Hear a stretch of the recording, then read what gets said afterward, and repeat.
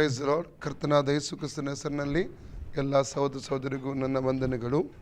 ಪ್ರಕಟಣೆ ಪುಸ್ತಕವನ್ನು ಅಧ್ಯಯನ ಮಾಡ್ತಾ ಇದ್ದೇವೆ. ಇವತ್ತಿನ ಮುಂದುವರೆದ ಭಾಗವನ್ನು ಪ್ರಾರ್ಥನಾ ಪೂರ್ವಕವಾಗಿ ನಾವು ಧ್ಯಾನ ಮಾಡೋಣ. ಪ್ರಿಯರೇ, ಪ್ರೀತಿ ಸ್ವರೂಪನಾದ ನಮ್ಮ ಪರಲೋಕ ತಂದೆ ಯೇಸುವಿನ ಪವಿತ್ರ ನಾಮದಲ್ಲಿ ಪವಿತ್ರಾತ್ಮನ ಸಹಾಯದೊಂದಿಗೆ ನಿನ್ನ ಪಾದಕ್ಕೆ ನಾವು ಬಂದಿದ್ದೇವೆ. ಕರ್ತನಿ ಒಳ್ಳೆಯ ಸಮಯಕ್ಕಾಗಿ ನಿನ್ನನ್ನು ಕೊಂಡಾಡ್ತೇವೆ, ಸ್ತುತಿಸುತ್ತೇವೆ ಮತ್ತು ಮಹಿಮೆ ಪಡಿಸುತ್ತಾ ಇದ್ದೇವೆ. ರಾಜ್ಯ ಕರ್ತನೆ ಪ್ರಕಟಣೆ ಪುಸ್ತಕವನ್ನು ಅಧ್ಯಯನ ಮಾಡುವಾಗ ಬೇಕಾದ ಆಳವಾದ ಪ್ರಕಟಣೆಗಳನ್ನು, ಮರ್ಮಗಳನ್ನು ಪವಿತ್ರಾತ್ಮನ ಮೂಲಕ ನಮಗೆ ಪ್ರಕಟಪಡಿಸಬೇಕಾಗಿ ಕರ್ತನೆ ಕೇಳಿಕೊಳ್ತೇನೆ. ನಮ್ಮನ್ನೇ ತಗ್ಗಿಸಿ ಕೈಗೊಪ್ಪಿಸ್ಕೊಡ್ತೇವೆ. ಯೇಸುವಿನ ಹೆಸರಲ್ಲಿ ತಂದೆಯೇ, ಆಮೆನ್. Price the lord. ಪ್ರಿಯರೇ, ನಾವು ಪ್ರಕಟಣೆ ಪುಸ್ತಕವನ್ನು ನಾವು ಅಧ್ಯಯನ ಮಾಡ್ತಾನೆ ಬಂದಿದ್ದೇವೆ. ಪ್ರಿಯರೇ, ಪ್ರಕಟಣೆ ಪುಸ್ತಕದಲ್ಲಿ 22 ಅಧ್ಯಾಯಗಳುಂಟು. ಅದನ್ನು 3 ಭಾಗಗಳನ್ನಾಗಿ ವಿಂಗಡಿಸಲಾಗಿದೆ. ನಾವು ವಿಂಗಡಣೆ ಭಾಗವನ್ನು ಪ್ರಕಟಣೆ 1:19 ಓದ್ತೇವೆ. ರೆವಲ್ಯೂಷನ್ 1:19 3 ಭಾಗಗಳನ್ನು ನೋಡ್ತೇವೆ. ಅಲ್ಲಿ ಈ ರೀತಿಯಲ್ಲಿ ಬರೆಯಲ್ಪಟ್ಟಿದೆ: ನಡೆದ ಸಂಗತಿ, ನಡೆಯುತ್ತಿರುವ ಸಂಗತಿ, ನಡೆಯಬೇಕಾದ ಸಂಗತಿ. ಅಂದರೆ ಪ್ರಕಟಣೆ ಪುಸ್ತಕವನ್ನು 3 ಭಾಗಗಳಂದರೆ 1ನೇ ಅಧ್ಯಾಯ 1ನೇ ಭಾಗ, 2ನೇ ಮತ್ತು 3ನೇ ಅಧ್ಯಾಯ 2ನೇ ಭಾಗ, 4ರಿಂದ 27 ಅಧ್ಯಾಯ 3ನೇ ಭಾಗ. ಅಂದರೆ ನಡೆದ ಸಂಗತಿಗಳು 1ನೇ ಅಧ್ಯಾಯದಲ್ಲಿ ಕರ್ತನ ದೇವಸ್ವಾಮಿಯ ಪುನರುತ್ಥಾನವನ್ನಲ್ಲಿ ಕಾಣ್ತೇವೆ. ನಡೆಯುತ್ತಿರುವ ಸಂಗತಿ ಸಭಾಕಾಲವಾಗಿದೆ. ಈಗ ನಡೆಯುತ್ತಿರುವಂಥ ಸಂಗತಿಗಳು ನಾವು 2 ಮತ್ತು 3ನೇ ಅಧ್ಯಾಯದಲ್ಲಿ ಕಾಣ್ತೇವೆ. 3ನೇ ಭಾಗ 4ನೇ ಅಧ್ಯಾಯದಿಂದ 22 ಅಧ್ಯಾಯದವರೆಗೆ ನಡೆಯಬೇಕಾದ ಸಂಗತಿ ಎಂಬುದಾಗಿ ನಾವು ಕಾಣ್ತೇವೆ. ಪ್ರಿಯರೇ, ನಾವೀಗ ಅಧ್ಯಯನ ಮಾಡುವಂಥ ವಿಷಯ ಅದು ಲವೋದಿಕೀಯ ಸಭೆಗೆ ಸಂಬಂಧಪಟ್ಟದ್ದು. 7ನೇ ಸಭೆ, 7 ಸಭೆಗಳಲ್ಲಿ ಕೊನೆಯ ಸಭೆ ಕೂಡ ಇದಾಗಿದೆ. ಪ್ರಕಟಣೆ 3:14ರಿಂದ 22ನೇ ವಾಕ್ಯವನ್ನು ನಾವು ಈ ಸಮಯದಲ್ಲಿ ಓದಿಕೊಳ್ಳೋಣ. ಲವೋದಿಕೀಯದಲ್ಲಿರುವ ಸಭೆಯ ದೂತನಿಗೆ ಬರೆ, ಆಮೇನ್ ಎಂಬಾತನು, ಅಂದರೆ ನಂಬತಕ್ಕ ಸತ್ಯಸಾಕ್ಷಿಯು ದೇವರ ಸೃಷ್ಟಿಗೆ ಮೂಲನೂ ಆಗಿರುವಾತನು ಹೇಳುವುದೇನೆಂದರೆ, ನಿನ್ನ ಕೃತ್ಯಗಳನ್ನು ಬಲ್ಲೆನು. ನೀನು ತನ್ನಗೂ ಅಲ್ಲ, ಬೆಚ್ಚಗೂ ಅಲ್ಲ. ನೀನು ತನ್ನಗಾಗಲಿ ಬೆಚ್ಚಗಾಗಲಿ ಇದ್ದರೆ ಒಳ್ಳೆಯದಾಗಿತ್ತು. ನೀನು ಬೆಚ್ಚಗೂ ಇಲ್ಲದೆ ತನ್ನಗೂ ಇಲ್ಲದೆ ಉಗುರು ಬೆಚ್ಚಗಿರುವುದರಿಂದ ನಿನ್ನನ್ನು ನನ್ನ ಬಾಯಿಯೊಳಗಿಂದ ಕಾರುವೆನು. ನೀನು ನಿನ್ನ ವಿಷಯದಲ್ಲಿ ನಾನು ಐಶ್ವರ್ಯವಂತನು, ಸಂಪನ್ನನು, ಒಂದರಲ್ಲಿಯೂ ಕೊರತೆ ಇಲ್ಲದವನು ಎಂದು ಹೇಳಿಕೊಳ್ಳುತ್ತಿ. ಆದರೆ ನೀನು ಕೇವಲ ದುರವಸ್ಥೆಯಲ್ಲಿ ಬಿದ್ದಿರುವಂಥವನು, ದೌರ್ಭಾಗ್ಯನು, ದರಿದ್ರನು, ಕುರುಡನು, ಬಟ್ಟೆ ಇಲ್ಲದವನು ಆಗಿರುವುದನ್ನು ತಿಳಿಯದೇ ಇದ್ದಿ. ನೀನು ಐಶ್ವರ್ಯವಂತನಾಗುವಂತೆ ಬೆಂಕಿಯಲ್ಲಿ ಪುಟ ಹಾಕಿದ ಚಿನ್ನವನ್ನು, ಲಜ್ಜಾಸ್ಪದವಾದ ನಿನ್ನ ಬೆತ್ತಲೆತನ ಕಾಣಿಸದಂತೆ ಹೊದ್ದುಕೊಳ್ಳುವುದಕ್ಕಾಗಿ ಬಿಳಿ ವಸ್ತ್ರಗಳನ್ನು, ಕಣ್ಣು ಕಾಣುವಂತೆ ನಿನ್ನ ಕಣ್ಣುಗಳಿಗೆ ಹಚ್ಚುವುದಕ್ಕಾಗಿ ಅಂಜನವನ್ನು ನನ್ನಿಂದ ಕೊಂಡುಕೊಳ್ಳಬೇಕೆಂದು ನಿನಗೆ ಬುದ್ಧಿ ಹೇಳುತ್ತೇನೆ. ನಾನು ಯಾರ್ಯಾರನ್ನು ಪ್ರೀತಿಸುತ್ತೇನೋ ಅವರನ್ನು ಗದರಿಸುತ್ತೇನೆ ಮತ್ತು ಶಿಕ್ಷಿಸುತ್ತೇನೆ. ಆದ್ದರಿಂದ ನೀನು ಆಸಕ್ತನಾಗಿರು, ದೇವರ ಕಡೆಗೆ ತಿರುಗಿಕೋ. ಇಗೋ, ಬಾಗಿಲಲ್ಲಿ ನಿಂತುಕೊಂಡು ತಟ್ಟುತ್ತಾ ಇದ್ದೇನೆ. ಯಾವನಾದರೂ ನನ್ನ ಶಬ್ದವನ್ನು ಕೇಳಿ ಬಾಗಿಲನ್ನು ತೆರೆದರೆ ನಾನು ಒಳಗೆ ಬಂದು ಅವನ ಸಂಗಡ ಊಟ ಮಾಡುವೆನು, ಅವನು ನನ್ನ ಸಂಗಡ ಊಟ ಮಾಡುವನು. ನಾನು ಜಯ ಹೊಂದಿ ನನ್ನ ತಂದೆಯೊಡನೆ ಸಿಂಹಾಸನದಲ್ಲಿ ಕೂತುಕೊಂಡೆನು. ಹಾಗೆ ಜಯ ಹೊಂದುವವನನ್ನು ನನ್ನೊಡನೆ ಸಿಂಹಾಸನದಲ್ಲಿ ಕೂತುಕೊಳ್ಳುವಂತೆ ಮಾಡುವೆನು. ದೇವರಾತ್ಮನು ಸಭೆಗಳಿಗೆ ಹೇಳುವುದನ್ನು ಕಿವಿಯುಳ್ಳವನು ಕೇಳಲಿ. ಪ್ರಿಯರೇ, ಪ್ರಕಟಣೆ ಪುಸ್ತಕ 3ನೇ ಅಧ್ಯಾಯ 14ರಿಂದ 22ನೇ ವಚನ ಲವೋದಿಕೀಯ ಸಭೆಗೆ ಸಂಬಂಧಪಟ್ಟ ವಿಷಯವಾಗಿದೆ. ಅದನ್ನು ನಾವು 9 ವಿಭಾಗಗಳನ್ನು ವಿಂಗಡಿಸಿ ಧ್ಯಾನ ಮಾಡ್ತಾ ಇದ್ದೇವೆ. 1ನೇ ಭಾಗ ಪ್ರಕಟಣೆ 3:14 ಈ ಸಭೆಗೆ ವಿಳಾಸ ಹೇಳಿ ಸಂದೇಶ ನೀಡುತ್ತಿರುವ ಕರ್ತನ ದೇವಸ್ವಾಮಿಯನ್ನು ನೋಡ್ತೇವೆ. 2ನೇ ವಿಭಾಗ 14ನೇ ವಾಕ್ಯದಲ್ಲಿ 3 ವಿಧವಾಗಿ ಈ ಸಭೆಗೆ ಪ್ರಕಟ ಆಗುತ್ತಿರುವ ಕರ್ತನಾದ ಯೇಸು ಸ್ವಾಮಿಯನ್ನು ನೋಡ್ತೇವೆ. 3ನೇ ವಿಭಾಗದಲ್ಲಿ 15 ಮತ್ತು 16ನೇ ವಾಕ್ಯದಲ್ಲಿ ನೀನು ಬೆಚ್ಚಗೂ ಅಲ್ಲ, ತಣ್ಣಗೂ ಅಲ್ಲ, ಉಗುರು ಬೆಚ್ಚಗಿರುವುದರಿಂದ ನನ್ನ ಬಾಯಿಂದ ಕಾರುವೆನೆಂಬ ಎಚ್ಚರಿಕೆಯ ಸಂದೇಶವನ್ನು ಈ ಸಭೆ ಕೊಡುವಂಥ ಕರ್ತನಾದ ಯೇಸು ಸ್ವಾಮಿಯನ್ನು ನಾವು ಕಾಣ್ತೇವೆ. ಮತ್ತು 4ನೇ ಭಾಗ 17ನೇ ವಾಕ್ಯದಲ್ಲಿ ಈ ಸಭೆ 3 ವಿಷಯಗಳನ್ನು ಹೇಳಿಕೊಡ್ತಾ ಇದೆ, ಕೊಚ್ಚಿಕೊಡ್ತಾ ಇದೆ.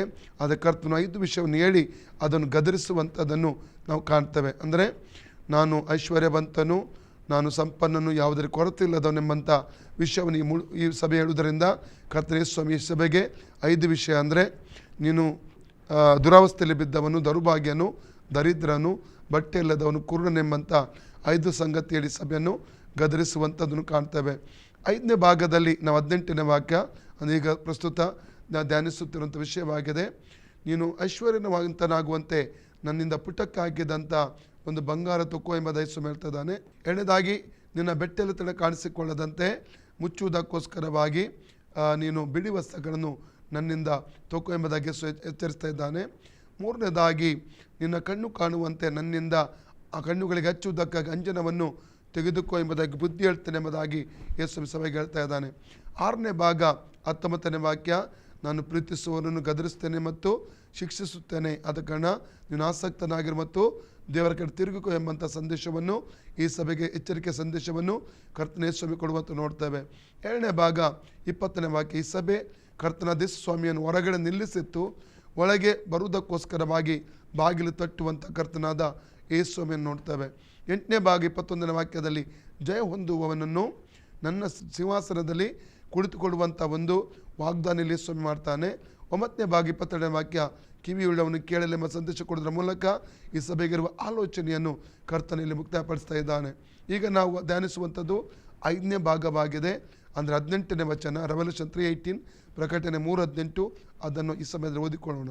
ನೀನು ಐಶ್ವರ್ಯವಂತನಾಗುವಂತೆ ಬೆಂಕಿಯಲ್ಲಿ ಪುಟ ಹಾಕಿದ ಚಿನ್ನವನ್ನು ಲಜ್ಜಾಸ್ಪದವಾದ ನಿನ್ನ ಬೆತ್ತಲೆತನ ಕಾಣಿಸದಂತೆ ಹೊದ್ದುಕೊಳ್ಳುವುದಕ್ಕಾಗಿ ಬಿಳಿ ವಸ್ತ್ರಗಳನ್ನು, ಕಣ್ಣು ಕಾಣುವಂತೆ ನಿನ್ನ ಕಣ್ಣುಗಳಿಗೆ ಹಚ್ಚುವುದಕ್ಕಾಗಿ ಅಂಜನವನ್ನು ನನ್ನಿಂದ ಕೊಂಡುಕೊಳ್ಳಬೇಕೆಂದು ನಿನಗೆ ಬುದ್ಧಿ ಹೇಳುತ್ತೇನೆ. Praise the lord. ನಾವು ಚಿನ್ನ, ಪುಟಕ್ಕೆ ಹಾಕಿದ ಚಿನ್ನ ಅದು ನಂಬಿಕೆ, ಮತ್ತವೆಲ್ಲ ಬಿಳಿ ವಸ್ತ್ರ ಅದು ಪರಿಶುದ್ಧತೆ. ಇದರ ಬಗ್ಗೆ ಈಗಾಗಲೇ ನಾವು ಧ್ಯಾನಿಸಿದ್ದೇವೆ. ಮೂರನೇದಾಗಿ ನಿನ್ನ ಕಣ್ಣು ಕಾಣುವಂತೆ ನಿನ್ನ ಕಣ್ಣುಗಳಿಗೆ ಹಚ್ಚುವುದಕ್ಕಾಗಿ ನನ್ನಿಂದ ಅಂಜನ ತಕ್ಕೋ ಎಂಬುದಾಗಿ ಹೇಳ್ತಾ ಇದ್ದಾನೆ. ಅಂಜನೆ ಅಂದರೆ ಆತ್ಮಿಕ ಪ್ರಕಟಣೆ, ವಾಕ್ಯದ ಪ್ರಕಟಣೆ, ಅದು ಪ್ರಕಟಣೆ ಆತ್ಮ ಎಂಬುದಾಗಿ ನಾವು ಕಳೆದ ದಿವಸಗಳಿಂದ ಧ್ಯಾನ ಮಾಡ್ತಾ ನಾವು ಬಂದಿದ್ದೇವೆ ಪ್ರಿಯರೇ. ಆದರೆ ಅದಕ್ಕೆ ಆಧಾರವಾಗಿ ಈಗ ನಾವು ಧ್ಯಾನಿಸುವಂಥದ್ದು ಎಫೆಸ ಪತ್ರಿಕೆ 1ನೇ ಅಧ್ಯಾಯ 15-23ನೇ ವಾಕ್ಯ. 15ನೇ ವಾಕ್ಯದಲ್ಲಿ ಈ ಸಭೆಗೋಸ್ಕರ ಸ್ತೋತ್ರ ಹೇಳುವಂಥ ಪೌಲನನ್ನು ಕಾಣ್ತೇವೆ. 16ನೇ ವಾಕ್ಯದಿಂದ 20ನೇ ವಾಕ್ಯದವರೆಗೆ ಈ ಸಭೆಗಾಗಿ ಪ್ರಾರ್ಥಿಸುವಂಥ ಪೌಲನನ್ನು ಕಾಣ್ತೇವೆ.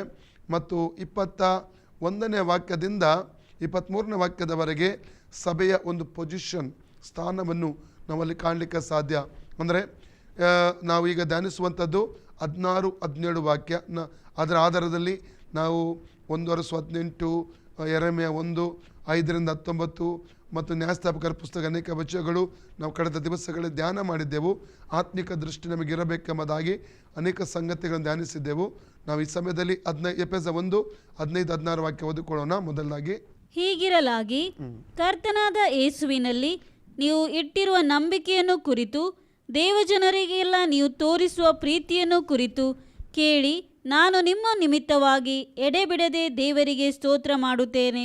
ನನ್ನ ಪ್ರಾರ್ಥನೆಗಳಲ್ಲಿ ನಿಮಗೋಸ್ಕರ ವಿಜ್ಞಾಪನೆ ಮಾಡಿ, ನಮ್ಮ ಕರ್ತನಾದ ಯೇಸುಕ್ರಿಸ್ತನ ದೇವರು, ಪ್ರಭಾವ ಸ್ವರೂಪನಾದ ತಂದೆಯೂ ಆಗಿರುವಾತನು ತನ್ನ ವಿಷಯವಾಗಿ ತಿಳುವಳಿಕೆಯನ್ನು ಕೊಟ್ಟು ಇದುವರೆಗೆ ಗುಪ್ತವಾಗಿದ್ದ ಸತ್ಯಾರ್ಥಗಳನ್ನು ತಿಳುಕೊಳ್ಳುವ ಜ್ಞಾನವುಳ್ಳ ಆತ್ಮವನ್ನು ನಿಮಗೆ ದಯಪಾಲಿಸಬೇಕೆಂದು ಪ್ರಾರ್ಥಿಸುತ್ತೇನೆ. ಬಸ್ ನಾವು ದೇವರ ವಿಷಯವಾದ ತಿಳುವಳಿಕೆ ಕುರಿತಾಗಿ ಅನೇಕ ಸಂಗತಿಗಳನ್ನು ಕಳೆದ ದಿವಸಗಳಲ್ಲಿ ನಾವು ಧ್ಯಾನಿಸಿದ್ದೇವೆ. ಈಗ ನಿಂತಿರುವಂಥದ್ದು ಈ ವಾಕ್ಯದ ಆಧಾರದಲ್ಲಿ, ಅಂದರೆ ಇದುವರೆಗೆ ಗುಪ್ತವಾಗಿರುವ ಸತ್ಯಾರ್ಥಗಳನ್ನು ತಿಳುಕೊಳ್ಳುವ ಜ್ಞಾನವುಳ್ಳ ಆತ್ಮವನ್ನು ನಿಮಗೆ ದಯಪಾಲಿಸಬೇಕೆಂದು ನಾನು ಪ್ರಾರ್ಥಿಸುತ್ತೇನೆ ಎಂಬುದಾಗಿ. ಸತ್ಯವೇದದಲ್ಲಿ ಅನೇಕ ಸತ್ಯಾರ್ಥಗಳು ಉಂಟು ಪ್ರಿಯ, ಅದು ನಮಗೆ ಗೊತ್ತಿಲ್ಲ. ನಾವು ಧರ್ಮೋಪದೇಶಗಳು 29-29 ಓದಿ, ಡ್ಯೂಟರಾನಮಿ 29-29 ಓದಿ. ರಹಸ್ಯವಾದವುಗಳು ನಮ್ಮ ದೇವರಾದ ಯೆಹೋವನವು, ಆದರೆ ಆತನಿಂದ ಪ್ರಕಟವಾದವುಗಳು ಸದಾ ನಮ್ಮ ಮತ್ತು ನಮ್ಮ ಸಂತತಿಯವರ ಪಾಲಾಗಿರುವುದರಿಂದ ನಾವು ಈ ಧರ್ಮಶಾಸ್ತ್ರ ನಿಯಮಗಳನ್ನು ಅನುಸರಿಸಿ ನಡೆಯಬೇಕಾದ ಹಂಗಿನಲ್ಲಿದ್ದೇವೆ. ಹಲ್ಲೆಲೂಯಾ. ನೋಡಿ, ಪ್ರಕಟವಾದವುಗಳು ನಮ್ಮ ಮತ್ತು ನಮ್ಮ ಸಂತತಿಯ ಪಾಲು, ರಹಸ್ಯವಾದವುಗಳು ದೇವರದ್ದು ಎಂಬುದಾಗಿ ಇಲ್ಲಿ ನಾವು ಕಾಣ್ತೇವೆ. ದೇವರು ತನ್ನ ಜನರಿಗೆ, ಅಂದರೆ ನಮಗೆ ಆತನು ಸಂಗತಿಗಳನ್ನು ಪ್ರಕಟ ಮಾಡ್ತಾನೆ. ಮರೆಯಾಗಿರಲ್ಪಟ್ಟ, ಅನಾದಿ ಕಾಲದಿಂದ ಮರೆಯಾದಂಥ ಅನೇಕ ಸಂಗತಿ ಮರ್ಮಗಳನ್ನು ಸಭೆಗೆ ಆತನು ಪ್ರಕಟ ಮಾಡ್ತಾನೆ ಎಂಬುದಾಗಿ ಕಳೆದ ದಿವಸಗಳಲ್ಲಿ ನಾವು ಧ್ಯಾನಿಸಿದ. ಯೆರೆಮೀಯ 33:3 ಕೂಡ ಓದುವ. ಬುಕ್ ಆಫ್ ಜೆರೆಮೀಯ ಚಾಪ್ಟರ್ 33 ವರ್ಸಸ್ 3 ವಾಕ್ಯ ಕೂಡ ಓದುವ. ಅಲ್ಲಿ ಕರ್ತನೆ ಹೇಳ್ತಾನೆ, ನನ್ನನ್ನು ಕೇಳಿಕೋ, ನನ್ನನ್ನು ಕೇಳಿಕೋ, ನಾನು ನಿನಗೆ ಸದುತ್ತರವನ್ನು ದಯಪಾಲಿಸಿ, ನಾನು ನಿನಗೆ ಸದುತ್ತರವನ್ನು ದಯಪಾಲಿಸಿ, ನಿನಗೆ ತಿಳಿಯದ ಮಹತ್ತಾದ ಗೂಢಾರ್ಥಗಳನ್ನು ಗೋಚರಪಡಿಸುವೆನು. ಅಂದರೆ ದೇವರಿಂದ ಕೇಳುವಾಗ, ಪ್ರಾರ್ಥಿಸುವಾಗ ದೇವರು ಮಹತ್ತಾದ ತಿಳಿಯದ ಗೂಢಾರ್ಥಗಳನ್ನು ಪ್ರಕಟಪಡಿಸುವಂಥ ದೇವರಾಗಿದ್ದಾನೆ. ಆದ ಕಾರಣ ಸತ್ಯವೇದದಲ್ಲಿ ನಾನು ಆವಾಗಲೇ ಹೇಳಿದ ಹಾಗೆ ಅನೇಕ ನಮಗೆ ಗೊತ್ತಿಲ್ಲದಂಥ ಮರ್ಮಗಳು, ಗೊತ್ತಿಲ್ಲದ ರಹಸ್ಯಗಳಿದೆ. ಆಲ್ರೆಡಿ ಪ್ರಕಟ ಮಾಡಿದ್ದಾನೆ. ಪವಿತ್ರಾತ್ಮನ ಮೂಲಕವಾಗಿ ಈ ಒಂದು ಸತ್ಯಗಳನ್ನು ನಮಗೆ ಅದನ್ನು ಪ್ರಕಟಪಡಿಸುವಾತನಾಗಿದ್ದಾನೆ. ಪ್ರಿಯರೇ, ನಾವು ಕೆಲವೊಂದು ವಿಚಾರಗಳನ್ನು ಧ್ಯಾನಿಸುವ. ಮೊದಲದಾಗಿ ನಾವು ತಿಳ್ಕೋಬೇಕು, ನಾವು ಹೊಸದಾಗಿ ಹುಟ್ಟಿದಂಥ ಆತ್ಮ ಅಥವಾ ನಾವು ಪುನಃ ಹುಟ್ಟಿದವರೆಂಬುದಾಗಿ ಚೆನ್ನಾಗಿ ಅರ್ಥ ಮಾಡಿಕೊಳ್ಳಬೇಕು. ನಾವು ಸತ್ತಿದ್ದೆವು, ಆದಾಮನಲ್ಲಿ ಸತ್ತಿದ್ದೆವು. ನಾನು ಎಂದರೆ ಆತ್ಮ, ನಾನು ಎಂದರೆ ಶರೀರವಲ್ಲ. ನಾನು ಶರೀರದ ಒಳಗಡೆ ವಾಸ ಮಾಡ್ತಾ ಇದ್ದೇನೆ. ಈ ಶರೀರ ಈ ಭೂಮಿಯಲ್ಲಿ ನನಗೆ ಕೊಡಲ್ಪಟ್ಟಿರುವಂಥ ಒಂದು ಮನೆಯಾಗಿದೆ. ಅದನ್ನು ಯೋಬ 4:19 ನಲ್ಲಿ ನೋಡ್ತೇವೆ, ಜಾಬ್ 4:19 ನೋಡ್ತೇವೆ, 2 ಕೊರಿಂಥಿಯನ್ಸ್ ಚಾಪ್ಟರ್ 5:1-5 ಕೂಡ ನೋಡ್ತೇವೆ. ನಾವು ಯೋಬ 4:19 ಮೊದಲು ಓದಿ. ಧೂಳಿನಲ್ಲಿರುವ ಅಸ್ತಿವಾರದ ಮೇಲೆ ಮಣ್ಣಿನಿಂದ ಆದ ಶರೀರಗಳೆಂಬ ಮನೆಗಳ ಒಳಗಡೆ ವಾಸಿಸುವವರು ನಾವು. Praise God. ಮಣ್ಣಿನಿಂದ ಆದ ಶರೀರದ ಒಳಗೆ ನಾವು ವಾಸ ಮಾಡ್ತಾ ಇದ್ದೇವೆ. ನಾವಂದರೆ ಆತ್ಮ, ನಾನಂದರೆ ಆತ್ಮ ಎಂಬುದಾಗಿ 2 ಕೊರಿಂಥ 5ನೇ ಅಧ್ಯಾಯದಲ್ಲಿ ಕೂಡ 1-5 ವಾಕ್ಯ ಓದುವಾಗ ಗೊತ್ತಾಗ್ತದೆ. ನಾವು ಆತ್ಮವಾಗಿದ್ದೇವೆ. ಓದಿ 2 ಕೊರಿಂಥಿಯನ್ಸ್ ಚಾಪ್ಟರ್ 5:1-5. ಭೂಮಿಯ ಮೇಲಿರುವ ನಮ್ಮ ಮನೆಯು ಅಂದರೆ ನಮ್ಮ ದೇಹವೆಂಬ ಗುಡಾರವು ಕಿತ್ತು ಹಾಕಲ್ಪಟ್ಟರು. ದೇಹ ಎಂಬ ಗುಡಾರ, ಮನೆ, ಅದು ಕಿತ್ತು ಹಾಕಲ್ಪಡ್ತದೆ. ಯಾವಾಗ? 1 ಥೆಸಲೋನಿಕ 5:23 ಪ್ರಕಾರ ನಾವು ಆತ್ಮ, ಪ್ರಾಣ, ಶರೀರವಾಗಿದ್ದೇವೆ. ನಾನು ಆತ್ಮವಾಗಿದ್ದೇನೆ, ನನ್ನಲ್ಲಿ ಪ್ರಾಣ ಇದೆ, ನಾನು ಶರೀರದ ಒಳಗಡೆ ವಾಸ ಮಾಡ್ತಾ ಇದ್ದೇನೆ. ಓಕೆ, ಮುಂದೆ ಓದಿ 2 ಕೊರಿಂಥ. ನಮ್ಮ ದೇಹ ಎಂಬ ಗುಡಾರವು ಕಿತ್ತು ಹಾಕಲ್ಪಟ್ಟರು. ದೇವರಿಂದುಂಟಾದ ಒಂದು ಕಟ್ಟಡವು. ಈ ಗುಡಾರ ಯಾವಾಗ ಕಿತ್ತು ಹಾಕಲ್ಪಡುತ್ತದೆ? ಪ್ರಾಣ ಹೋಗುವಾಗ. ಯಾವಾಗ ಪ್ರಾಣ ಹೋಗ್ತದೆ, ಆತ್ಮ ಮತ್ತು ಶರೀರವು ಪ್ರತ್ಯೇಕಿಸಲ್ಪಡುತ್ತದೆ. ಆವಾಗ ಈ ಗುಡಾರ, ಈ ಶರೀರ, ಮಣ್ಣಿನ ಶರೀರ ಕಿತ್ತು ಹಾಕಲ್ಪಡುವಂಥದ್ದಾಗಿದೆ. ಓಕೆ, ಮುಂದೆ ಓದಿ. ದೇವರಿಂದ ಉಂಟಾದ ಒಂದು ಕಟ್ಟಡ ಪರಲೋಕದಲ್ಲಿ ನಮಗೆ ಉಂಟೆಂದು ಬಲ್ಲೆವು. ಈ ಮಣ್ಣಿನ ಶರೀರವು ಮಣ್ಣಿಗೆ ಹೋಗ್ತದೆ. ಪ್ರಸಂಗ 2:7 ಪ್ರಕಾರ, ಎಕ್ಲೆಸಿಯಾ 12:7 ಪ್ರಕಾರ ಮಣ್ಣಿನ ಶರೀರ ಮಣ್ಣಿಗೆ ಹೋಗುತ್ತದೆ. ನಮಗೋಸ್ಕರ ಶಾಶ್ವತವಾದ, ಇದು ನಶ್ವರವಾದ ಕಟ್ಟಡ, ಶರೀರ ನಶ್ವರವಾದ ಕಟ್ಟಡ, ಶಾಶ್ವತವಾದ ಒಂದು ಕಟ್ಟಡವನ್ನು ಪರಲೋಕದಲ್ಲಿ ಕರ್ತನು ನಮಗೋಸ್ಕರ ಸಿದ್ಧ ಮಾಡಿಟ್ಟಿದ್ದಾನೆಂಬುದಾಗಿ ವಾಕ್ಯದ ಆಧಾರ ತಿಳ್ಕೊಳ್ತೇವೆ. ಅದು ಕೈಯಿಂದ ಕಟ್ಟಿದ ಮನೆಯಾಗಿರದೆ, ಅದು ಕೈಯಿಂದ ಕಟ್ಟಿದಂತ ಮನೆ ಅಲ್ಲ, ನಿತ್ಯವಾಗಿರುವಂತದಾಗಿದೆ. ಅದು ನಿತ್ಯವಾಗಿರುವಂತ ಮನೆ. ನಾವು ಈಗಿನ ದೇಹದಲ್ಲಿರುವವರೆಗೂ, ಈ ದೇಹ ಎಂಬ ಮನೆಯಲ್ಲಿ ಇರುವವರೆಗೆ ನರಳುತ್ತೇವೆ, ವೇದನೆ ಪಡ್ತೇವೆ, ಯಾತನೆ ಪಡ್ತೇವೆ, ಕಣ್ಣೀರು ಸುರಿಸ್ತೇವೆ, ಕಷ್ಟಪಡ್ತೇವೆ. ಪರಲೋಕದಿಂದ ದೊರಕುವ ನಮ್ಮ ನಿವಾಸವನ್ನು ನಾವು ದೇಹದ ಮೇಲೆ ಧರಿಸಿಕೊಳ್ಳಬೇಕೆಂದು ಅಪೇಕ್ಷಿಸುತ್ತೇವೆ. ಅಂದರೆ ಆ ದಿನದಲ್ಲಿ ನಾವು ಇನ್ನೂ ದೇಹದಲ್ಲಿಯೇ, ಆ ದಿನ ಅಂದರೆ ಯೇಸು ಕ್ರಿಸ್ತನ ರಹಸ್ಯ ಬರೋಣ, secret coming of Jesus Christ, ಅಂದರೆ ರ್ಯಾಪ್ಚರ್ ಸಮಯ, ಎತ್ತಲ್ಪಡುವಿಕೆಯ ಸಮಯ. ಇದು ಯಾವಾಗ ಬೇಕಾದ್ರೆ ಇನ್ನು ಬರಲಿಕ್ಕೆ ಸಾಧ್ಯತೆ ಇದೆ. ಎನಿ ಟೈಮ್, ಇನ್ನು ಯಾವಾಗ ಯೇಸು ಸ್ವಾಮಿ ಬರಲಿಕ್ಕೆ ಸಾಧ್ಯ ಇದೆ. ಇನ್ನು ಇದಿಲ್ಲ, ಸಮಯ ಆಗುವುದಿಲ್ಲ, ತಡ ಆಗುವುದಿಲ್ಲ, ತಾಮಸ ಆಗುವುದಿಲ್ಲ. ಯಾಕಂದರೆ ಆಲ್ರೆಡಿ ನಡೀತಿರುವಂಥ ಘಟನೆ ಲೋಕದಲ್ಲಿ ನಾವು ಕಾಣ್ತಾ ಇದ್ದೇವೆ, ಸೂಚನೆಗಳನ್ನು ಕಾಣ್ತದೆ. ಯಾವಾಗ ಬೇಕಾದ್ರೆ ಬರುವುದು. ಆ ದಿನ ಅಂದರೆ ಎತ್ತಲ್ಪಡುವಿಕೆಯ ದಿನ, ರ್ಯಾಪ್ಚರ್ ದಿವಸದ ಕುರಿತಾಗಿ ಇಲ್ಲಿ ಪೌಲನು ಹೇಳ್ತಾ ಇದ್ದಾನೆ. ಓಕೆ, ಮುಂದೆ ಓದಿ. ಅಂದರೆ ಆ ದಿನದಲ್ಲಿ ನಾವು ಇನ್ನೂ ದೇಹದಲ್ಲಿಯೇ ಇದ್ದರೆ, ಅದರ ಅರ್ಥ ಏನೆಂದರೆ, ಒಂದು ವೇಳೆ ಈಗ ನಾವು ಕ್ರಿಸ್ತನಲ್ಲಿ ಸತ್ತು ಹೋದರೆ ವಿಶ್ರಾಂತಿ ಸ್ಥಳಕ್ಕೆ, 5th ಪ್ಯಾರಡೈಸ್ಗೆ ಹೋಗ್ತೇವೆ, 5ನೇ ಪರದೇಶಕ್ಕೆ ನಾವು ಹೋಗ್ತೇವೆ. ಅಲ್ಲಿ ಹಳೆ ಒಡಂಬಡಿಕೆಯ ಭಕ್ತರಿದ್ದಾರೆ, ಹೊಸ ಒಡಂಬಡಿಕೆಯ ಭಕ್ತರು ಕೂಡ ಅಲ್ಲಿ ಕ್ರಿಸ್ತನಲ್ಲಿ ಸತ್ತವರು ಅಲ್ಲಿದ್ದಾರೆ. ಆ ಸ್ಥಳಕ್ಕೆ ನಾವು ಹೋಗುತ್ತೇವೆ. ಆ ಯೇಸು ಕ್ರಿಸ್ತನ ರಹಸ್ಯ ಭರಣದಲ್ಲಿ ಫಾರ್ ಎಕ್ಸಾಂಪಲ್, ಈಗ ಪಾಸ್ಟರ್ ಪ್ರಶಾಂತ್ ಯೇಸುವಿನ ರಹಸ್ಯ ಭರಣದಲ್ಲಿ ಜೀವಂತವಾಗಿದ್ದ ಎಣಿಸುವ, ನಾನು ಸತ್ತು ಹೋಗಿರ್ತೇನೆ ಅಂತ ಎಣಿಸುವ, ನಾನು 3ನೇ ಆಕಾಶದಲ್ಲಿರುವ 5ನೇ ಪರದೇಶದಲ್ಲಿ ನನ್ನ ಆತ್ಮ ನಾನು ಅಲ್ಲಿರ್ತೇನೆ, ವಿಶ್ರಾಂತಿ ಪಡ್ಕೊಳ್ತಿರ್ತೇನೆ. ಪಾಸ್ಟರ್ ಪ್ರಶಾಂತ್ ಭೂಲೋಕದ ಇದೇ ಶರೀರದಲ್ಲಿ ಇರ್ತಾರೆ. ಯೇಸು ಬರ್ತಾನೆ ರಹಸ್ಯ ಭರಣದಲ್ಲಿ, ಸೀಕ್ರೆಟ್ ಕಮಿಂಗ್, ಅದು ಒಂದೇ ಕ್ಷಣದಲ್ಲಿ ನಡೆಯುವಂಥ ಒಂದು ಕಾರ್ಯ, ಒಂದು ರೆಪ್ಪೆ ಬಡಿಯುವಷ್ಟರಲ್ಲಿ ನಡೆಯುವಂಥ ಒಂದು ಕಾರ್ಯ.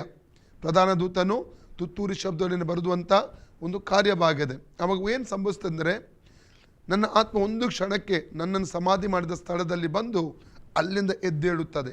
ಯಾಕೆಂದರೆ ಮಹಿಮೆಯ ಶರೀರವಾಗಿ, ಇದು ನಶ್ವರ ಶರೀರ, ಮಣ್ಣಿನ ಶರೀರ, ಮಹಿಮೆಯ ಶರೀರ, ನಿತ್ಯವಾದ ಶರೀರದೊಂದಿಗೆ ನಾನು ಎದ್ದೇಳಲಿಕ್ಕೆ ಹೋಗುತ್ತೇನೆ. ಆಗ ಪ್ರಶಾಂತ್ ಇಲ್ಲಿದ್ದವ್ರು ಏನು ಮಾಡ್ತಾರೆ, ಅವರು ಇದೇ ಶರೀರದಲ್ಲಿದ್ದೆ, ಒಂದು ವೇಳೆ ಅವರು ಊಟ ಮಾಡ್ತಾ ಇದ್ದಾರೆ ಅನಿಸುವ, ಊಟ ಮಾಡುವ ಸಮಯದಲ್ಲಿ ಮಹಿಮೆ ಶರೀರ ಒಂದೇ ಕ್ಷಣದಲ್ಲಿ ಅವರು ಮಾರ್ಪಟ್ಟು ಹೊಂದಿ ಎತ್ತಲ್ಪಡುತ್ತಾರೆ. ಮತ್ತು ಅವರು ಎಣಿಸು ಚರ್ಚಲ್ಲಿ ಇದ್ದಾರೆ, ಅಲ್ಲಿ ಕೂಡ ಮಹಿಮೆ ಶರೀರವಾಗಿ ಮಾರ್ಪಟ್ಟು ಎತ್ತಲ್ಪಡುತ್ತಾರೆ. ಇದು ಒಂದೇ ಕ್ಷಣದಲ್ಲಿ. ನಾನು ಕಳೆದ ದಿವಸಗಳಲ್ಲಿ ಇದಕ್ಕೆ ಸಂಬಂಧವಾದ ಅನೇಕ ವಾಕ್ಯಗಳೊಂದು ನಿಮಗೆ ನಾನು ತಿಳಿಸಿದ್ದೇನೆ, ಇದರ ಬಗ್ಗೆ ನಾನು ಹೇಳಿದ್ದೇನೆ ಪ್ರಿಯರೇ. ಓಕೆ, ನನ್ನ ಮುಖ್ಯ ವಿಷಯ ನಾವು ಆತ್ಮವಾಗಿದ್ದೇವೆ. ಓಕೆ, ಮುಂದೆ ಓದಿ. ಅಂದರೆ ಆ ದಿನದಲ್ಲಿ ನಾವು ಅಂದರೆ ಎತ್ತಲ್ಪಡುವಿಕೆ ಸಮಯದಲ್ಲಿ ನಾವು ಇನ್ನೂ ದೇಹದಲ್ಲಿಯೇ ಇದ್ದರೆ, ಇನ್ನೂ ಈ ದೇಹದಲ್ಲೇ ಇದ್ದರೆ ಆ ನಿವಾಸ ಅಂದ್ರೆ ನಿತ್ಯವಾದ ನಿವಾಸ, ಮಹಿಮೆ ಶರೀರವನ್ನು ದೇಹದ ಮೇಲೆಯೇ ಧರಿಸಿಕೊಳ್ಳುವೆವು. ಈ ದೇಹದ ಮೇಲೆಯೇ ಧರಿಸಿಕೊಳ್ತೇವೆ. ಈ ನಶ್ವರವಾದ ದೇಹ ಕಳಚಲ್ಪಟ್ಟು ಒಂದು ಇಲ್ಲದೆ ಹೋಗುತ್ತದೆ, ಮಹಿಮೆ ಶರೀರದೊಂದಿಗೆ ಎತ್ತಲ್ಪಡ್ತೇವೆ ನಾವು. ಈ ಗುಡಾರದಲ್ಲಿರುವವರಾದ ನಾವು, ಈ ಗುಡಾರದ ಅಂದ್ರೆ ರೂಪಾಂತರ, ಅದಕ್ಕೆ ಹೇಳ್ತಾರೆ ರೂಪಾಂತರ. ಬೇಗೊಂದು ವಾಕ್ಯ ಕೊಡುವ, 1 ಕೊರಿಂಥ 15ನೇ ಅಧ್ಯಾಯ 51ನೇ ವಾಕ್ಯದಿಂದ ಓದಿಕೊಳ್ಳೋಣ. 1 ಕೊರಿಂಥ 15:51 ಕೇಳಿರಿ, ಇದುವರೆಗೆ ಗುಪ್ತವಾಗಿದ್ದ ಸಂಗತಿಗಳನ್ನು ನಿಮಗೆ ತಿಳಿಸುತ್ತೇನೆ. ನಾವೆಲ್ಲರೂ ನಾವೆಲ್ಲ ನಿದ್ರೆ ಹೋಗುವುದಿಲ್ಲ. ಅಂದ್ರೆ ಭಕ್ತನ ಮರಣವನ್ನು ನಿದ್ರೆಗೆ ಕರ್ತನು ಹೋಲಿಸಿದ್ದಾನೆ. ಆದರೆ ಕಡೆ ತುತ್ತೂರಿಯ ಧ್ವನಿಯಾಗುವಾಗ ಹೋಗುವುದಿಲ್ಲ ಅಂದ್ರೆ ನಾನು ಸಾಯುವುದಿಲ್ಲ, ಜೀವವಾಗಿರುವವರು ಜೀವಂತವಾಗಿ ದೇಶನ ಭರಣದಲ್ಲಿ ರೂಪಾಂತರ ಶರೀರದೊಂದಿಗೆ ಈ ಮಣ್ಣಿನ ಶರೀರ ರೂಪಾಂತರವಾಗಿ ಮಹಿಮೆ ಶರೀರವಾಗಿ ಬದಲಾಗುತ್ತದೆ. ಮುಂದೆ ಓದಿ. ಆದರೆ ಕಡೆ ತುತ್ತೂರಿಯ ಧ್ವನಿಯಾಗುವಾಗ ನಾವೆಲ್ಲರೂ ಒಂದೇ ಕ್ಷಣದಲ್ಲಿ ರೆಪ್ಪೆ ಬಡಿಯುವಷ್ಟರೊಳಗಾಗಿ ಮಾರ್ಪಡ್ತೇವೆ. ಅಂದ್ರೆ ಮಹಿಮೆ ಶರೀರವಾಗಿ ನಾವು ಮಾರ್ಪಡ್ತೇವೆ, ಜೀವದಿಂದ ಇದ್ದಾರೆ ಯೇಸುವಿನ ಭರಣದಲ್ಲಿ. ತುತ್ತೂರಿಯು ಊದಲಾಗಿ, ತುತ್ತೂರು ಯಾರು ಊದುದು? ಪ್ರಧಾನ ದೂತ. ಅಲ್ಲಲ್ಲಿಯ ತುತ್ತೂರು ದೇವರ ತುತ್ತೂರಿಯಲ್ಲಿ ಊದಲ್ಪಡುತ್ತದೆ. ಸತ್ತವರು ನಿರ್ಲಯರಾಗಿ, ಕ್ರಿಸ್ತನಲ್ಲಿ ಸತ್ತವರು ನಿರ್ಲಯರಾಗಿ ಎಬ್ಬಿಸಲ್ಪಡುವರು. ನಾವು ಮಾರ್ಪಡ್ತೇವೆ. ಲಯವಾಗುವ ಈ ದೇಹವು, ಲಯವಾಗುವಂತ ಈ ಮಣ್ಣಿನ ದೇಹ ನಿರ್ಲಯತ್ವವನ್ನು ಧರಿಸಿಕೊಳ್ಳುವುದು. ನಿರ್ಲಯತ್ವ ಅಂದ್ರೆ ಮಹಿಮೆ ಶರೀರ ಧರಿಸಿಕೊಳ್ಳುವುದು. ಮರಣಾಧೀನವಾಗಿರುವ ಈ ದೇಹವು, ಮರಣಕ್ಕೆ ಅಧೀನವಾಗಿರುವ ಈ ದೇಹವು ಅಮರತ್ವವನ್ನು ಧರಿಸಿಕೊಳ್ಳುವುದು ಅವಶ್ಯ. ಲಯವಾಗುವ ಈ ದೇಹವು, ಲಯವಾಗುವಂತ ಈ ದೇಹ ನಿರ್ಲಯತ್ವವನ್ನು ಧರಿಸಿಕೊಂಡಾಗ ಮರಣಾಧೀನವಾಗಿರುವ ಈ ದೇಹವು ಅಮರತ್ವವನ್ನು ಧರಿಸಿಕೊಂಡಾಗ ಬರೆದಿರುವ ಮಾತು ಬರೆದಿರುವಂತ ಮಾತು ನೆರವೇರ್ತದೆ. ಆ ಮಾತು ಏನೆಂದರೆ ಮರಣವು ನುಂಗಿ ಹೋಯಿತು, ಜಯವಾಯಿತು ಎಂಬುದೇ. ಮರಣವೇ ನಿನ್ನ ಜಯವೆಲ್ಲಿ? ಮರಣವೇ ನಿನ್ನ ವಿಷದ ಕೊಂಡಿಯಲ್ಲಿ? ದೇವರು ಮರಣವನ್ನು ಶಾಶ್ವತವಾಗಿ ನಾಶ ಮಾಡಲಿಕ್ಕೆ ಹೋಗುತ್ತಾನೆ ಪ್ರಿಯರೇ. ಅಲ್ಲಲ್ಲಿಯ ಪರಿಪೂರ್ಣವಾಗಿ ಇಲ್ಲದೆ ಹೋಗುವ ಹಾಗೆ ಮರಣವನ್ನು ತೆಗೆದು ಬಿಡುವಂಥದ್ದನ್ನು ನಾವಲ್ಲಿ ಕಾಣಲಿಕ್ಕೆ ಸಾಧ್ಯ. ಓಕೆ, 2 ಕೊರಿಂಥ 5ಗೆ ತಿರುಗಿ ಬನ್ನಿ. ಅಂದರೆ ಆ ದಿನದಲ್ಲಿ ನಾವು ಇನ್ನೂ ದೇಹದಲ್ಲಿಯೇ ಇದ್ದರೆ ಆ ನಿವಾಸವನ್ನು ದೇಹದ ಮೇಲೆ ಧರಿಸಿಕೊಳ್ಳುವೆವು. ಈ ಗುಡಾರದಲ್ಲಿರುವವರಾದ ನಾವು ಭಾರ ಹೊತ್ತುಕೊಂಡವರಾಗಿ ನರಳುತ್ತೇವೆ. ಈ ಗುಡಾರದಲ್ಲಿ ನಮಗೆ ಭಾರ ಇದೆ, ಸಂಕಟ ಇದೆ, ವೇದನೆ ಇದೆ, ನೋವಿದೆ, ನಾವು ಹೊತ್ತುಕೊಂಡವರಾಗಿ ನರಳುತ್ತೇವೆ. ಇದು ಕಳಚಿ ಹೋಗಬೇಕೆಂಬುದು ನಮ್ಮ ಇಷ್ಟ ಅಲ್ಲ. ಮರ್ತ್ಯವಾದದ್ದು ಆದರೆ ಮರ್ತ್ಯವಾದದ್ದು, ನಾಶ್ವರವಾದದ್ದು ನುಂಗಿ ಹೋಗಿ ಅದು ನುಂಗಿ ಹೋಗ್ಬೇಕು, ಜೀವ ಒಂದೇ ಉಳಿಯುವಂತೆ ಜೀವ ಒಂದೇ ಉಳಿಯಬೇಕು. ಈ ಗುಡಾರದ ಮೇಲೆ ಈ ಗುಡಾರದ ಮೇಲೆ ಆ ನಿವಾಸವನ್ನು ಧರಿಸಿಕೊಳ್ಳಬೇಕೆಂಬುದೇ ಆ ನಿವಾಸ ಅಂದ್ರೆ ಮಹಿಮೆ ಶರೀರವನ್ನು ಧರಿಸಿಕೊಳ್ಳಬೇಕೆಂಬುದೇ ನಮ್ಮ ಇಷ್ಟ. ನಮ್ಮ ಇಷ್ಟ. ಹಾಗಾದ್ರೆ ಸಾಕು, ನಾವು ಆತ್ಮವಾಗಿದ್ದೇವೆ. ಚೆನ್ನಾಗಿ ನಾವು ಅರ್ಥ ಮಾಡಿಕೊಳ್ಳಬೇಕು. ನಾವು ಸತ್ತು ಹೋಗಿದ್ದೆವು. ಅದರ ಕುರಿತಾಗಿ ಮುಂದಿನ ಅಧ್ಯಯನದಲ್ಲಿ ಬಂದರೆ ನಾನು ನಿಮಗೆ ಸವಿಸ್ತರವಾಗಿ ಹೇಳ್ತೇವೆ. ಆದರೆ ದೇವರಿಗೆ ಸ್ತೋತ್ರ, ಯಾವ ದಿವಸ ನಾವು ನಮ್ಮ ಪಾಪಕ್ಕೆ ಪಶ್ಚಾತ್ತಾಪಪಟ್ಟು ಕರ್ತನಾದ ಯೇಸು ಕ್ರಿಸ್ತನ ಮೇಲೆ ನಂಬಿಕೆ ನಾವು ಇಟ್ಟೆವು, ಆತನು ನಮಗಾಗಿ ಸತ್ತನು, ನಮಗಾಗಿ ಉಣ್ಣಲ್ಪಟ್ಟನು, ನಮಗಾಗಿ 3 ಸಲ ಎದ್ದು ಬಂದನೆಂಬ ಸತ್ಯವನ್ನು ಹೃದಯದಲ್ಲಿ ನಂಬಿ ಬಾಯಲ್ಲಿ ಯಾವಾಗ ಅರಿಕೆ ಮಾಡಿದೆವು, ಸತ್ತಂತ ನಮ್ಮ ಆತ್ಮವು ಜೀವ ಹೊಂದಿಕೊಂಡಿತು. ಆತ್ಮಕ್ಕೆ ಜೀವ ಬಂತು. ಯಾಕಂದರೆ ಯೋಹನ್ನನ ಸುವಾರ್ತೆ 1ನೇ ಅಧ್ಯಾಯ 4-5 ವಾಕ್ಯ ಹೇಳ್ತದೆ, ಯೇಸು ಕ್ರಿಸ್ತನಲ್ಲಿ ಜೀವ ಇತ್ತು. ಆದಾಮನಲ್ಲಿ ಕಳ್ಕೊಂಡಂಥ ಮನುಷ್ಯನ ಆತ್ಮದಲ್ಲಿ ಕಳ್ಕೊಂಡ ಜೀವವನ್ನು ಕ್ರಿಸ್ತನಲ್ಲಿ ಆತನು ಪಡ್ಕೊಳ್ತಾನೆ. ಕ್ರಿಸ್ತನಲ್ಲಿ ಆ ಜೀವ ಇತ್ತು ಎಂಬುದಾಗಿ ವಾಕ್ಯ ಹೇಳ್ತಾ ಇದೆ. ಹಾಗಾದರೆ ನಾವು ಆತ್ಮ ಹೊಸದಾಗಿ ಹುಟ್ಟಿದಂಥ ಆತ್ಮವಾಗಿದೆ. ನಾವು ಆದಾಮನಲ್ಲಿ ಸತ್ತಿದ್ದೆವು, ಇವತ್ತು ಕ್ರಿಸ್ತನಲ್ಲಿ ನಾವು ಜೀವವನ್ನು ಹೊಂದಿಕೊಂಡು ನಾವು ಇವತ್ತು ಜೀವಿಸ್ತಾ ಇದ್ದೇವೆ ಪ್ರಿಯರೇ. ಅಲ್ಲಲ್ವಯ್ಯ. ಹಾಗಾದರೆ ಇಲ್ಲಿ ನಾವು ಮುಖ್ಯವಾಗಿ ತಿಳ್ಕೊಳ್ಬೇಕು, ಮೊದಲ ಸತ್ಯ ನಾವು ಆತ್ಮ, ಅದು ಕೂಡ ಹೊಸದಾಗಿ ಪುನಃ ಹುಟ್ಟಿದ ಆತ್ಮ. ನಾವು ಯಾರಿಗೆ ಹುಟ್ಟಿದ್ದೇವೆ? ದೇವರಿಗೆ ಹುಟ್ಟಿದ್ದೇವೆ. ಯೋಹನ್ನನ ಸುವಾರ್ತೆ 1:12-13 ಅಂದರೆ ದೇವರಿಗೆ ಹುಟ್ಟಿದ್ದೇವೆ ಅರ್ಥ ಏನೆಂದರೆ, ಶರೀರದಲ್ಲಿ ಈ ಲೋಕದಲ್ಲಿ ತಂದೆ ತಾಯಿಗೆ ಒಂದು ಸಮಯದಲ್ಲಿ ಹುಟ್ಟಿದೆವು. ಆದರೆ ಆತ್ಮದಲ್ಲಿ ನಾವು, ಆತ್ಮ ಸತ್ತು ಹೋಗಿತ್ತು ಶರೀರದಲ್ಲಿ ಹುಟ್ಟಿದಾಗ, ತಂದೆ ತಾಯಿಗೆ ಹುಟ್ಟಿದಾಗ ನಾವು ಯೇಸುನ ಅಂಗೀಕಾರ ಮಾಡುವವರೆಗೆ ಆತ್ಮವು ಸತ್ತಂಥ ಸ್ಥಿತಿಯಲ್ಲಿತ್ತು. ದೇವರಿಗೆ ಸ್ತೋತ್ರ, ರಕ್ಷಣೆ ಹೊಂದಿದ ಕ್ಷಣ ಆತ್ಮಕ್ಕೆ ನಮ್ಮ ಜೀವ ಬಂತು. ಅಲ್ಲಲ್ಲಿ ನಾವು ದೇವರಿಗೆ ಹುಟ್ಟಿದ್ದೇವೆ. ದೇವರಿಗೆ ಹುಟ್ಟುವುದಂದರೆ ದೇವರ ಬೀಜಕ್ಕೆ ನಾವು ಹುಟ್ಟಿದ್ದೇವೆ. 1 ಪೇತ್ರ 1:23 ಓದಿ. 1 Peter 1:23. ನೀವು ಪೂರ್ವ ಜನ್ಮ ಹೊಂದಿದವರಾಗಿದ್ದೀರಲ್ಲ, ನೀವು ಪೂರ್ವ ಜನ್ಮ ಹೊಂದಿದವರಾಗಿದ್ದೀರಲ್ಲ, ಆ ಜನ್ಮವು ನಾಶವಾಗುವ ಬೀಜದಿಂದ, ಆ ಜನ್ಮವು ನಾಶವಾಗುವ ಬೀಜದಿಂದ ಉಂಟಾದದಲ್ಲ. ಬೀಜ ಆದಾಮನ ಬೀಜಕ್ಕೆ ಇಡೀ ಲೋಕದ ಜನರು ಹುಟ್ಟಿದ್ದಾರೆ. ನಾವು ನಮ್ಮ ತಂದೆ ತಾಯಿಯ ಬೀಜಕ್ಕೆ ಹುಟ್ಟಿದ್ದೇವೆ. ನಮ್ಮ ತಂದೆಯ ಬೀಜ ಅದು ನಾಶವಾಗುವಂಥ ಬೀಜಕ್ಕೆ ಹುಟ್ಟಿದ್ದೇವೆ ನಾವು. ಆದರೆ ಮುಂದೆ ಓದಿ. ನಾಶವಾಗದ ಬೀಜದಿಂದಲೇ ಉಂಟಾದದ್ದು. ಆದರೆ ಈಗತ್ತು ಹೊಂದಿದಂಥ ಈ ಜನ್ಮ, ಈ ಆತ್ಮನ ನೂತನ ಜನನ, ಅದಕ್ಕೆ ಬಾರ್ನ್ ಅಗೇನ್ ಅಂತ ಹೇಳುವಂಥದ್ದು, ಇದು ನಾಶವಾಗದಂಥ ಬೀಜದಿಂದ ಹುಟ್ಟಿದ್ದು. ಅದು ದೇವರ ಸದಾ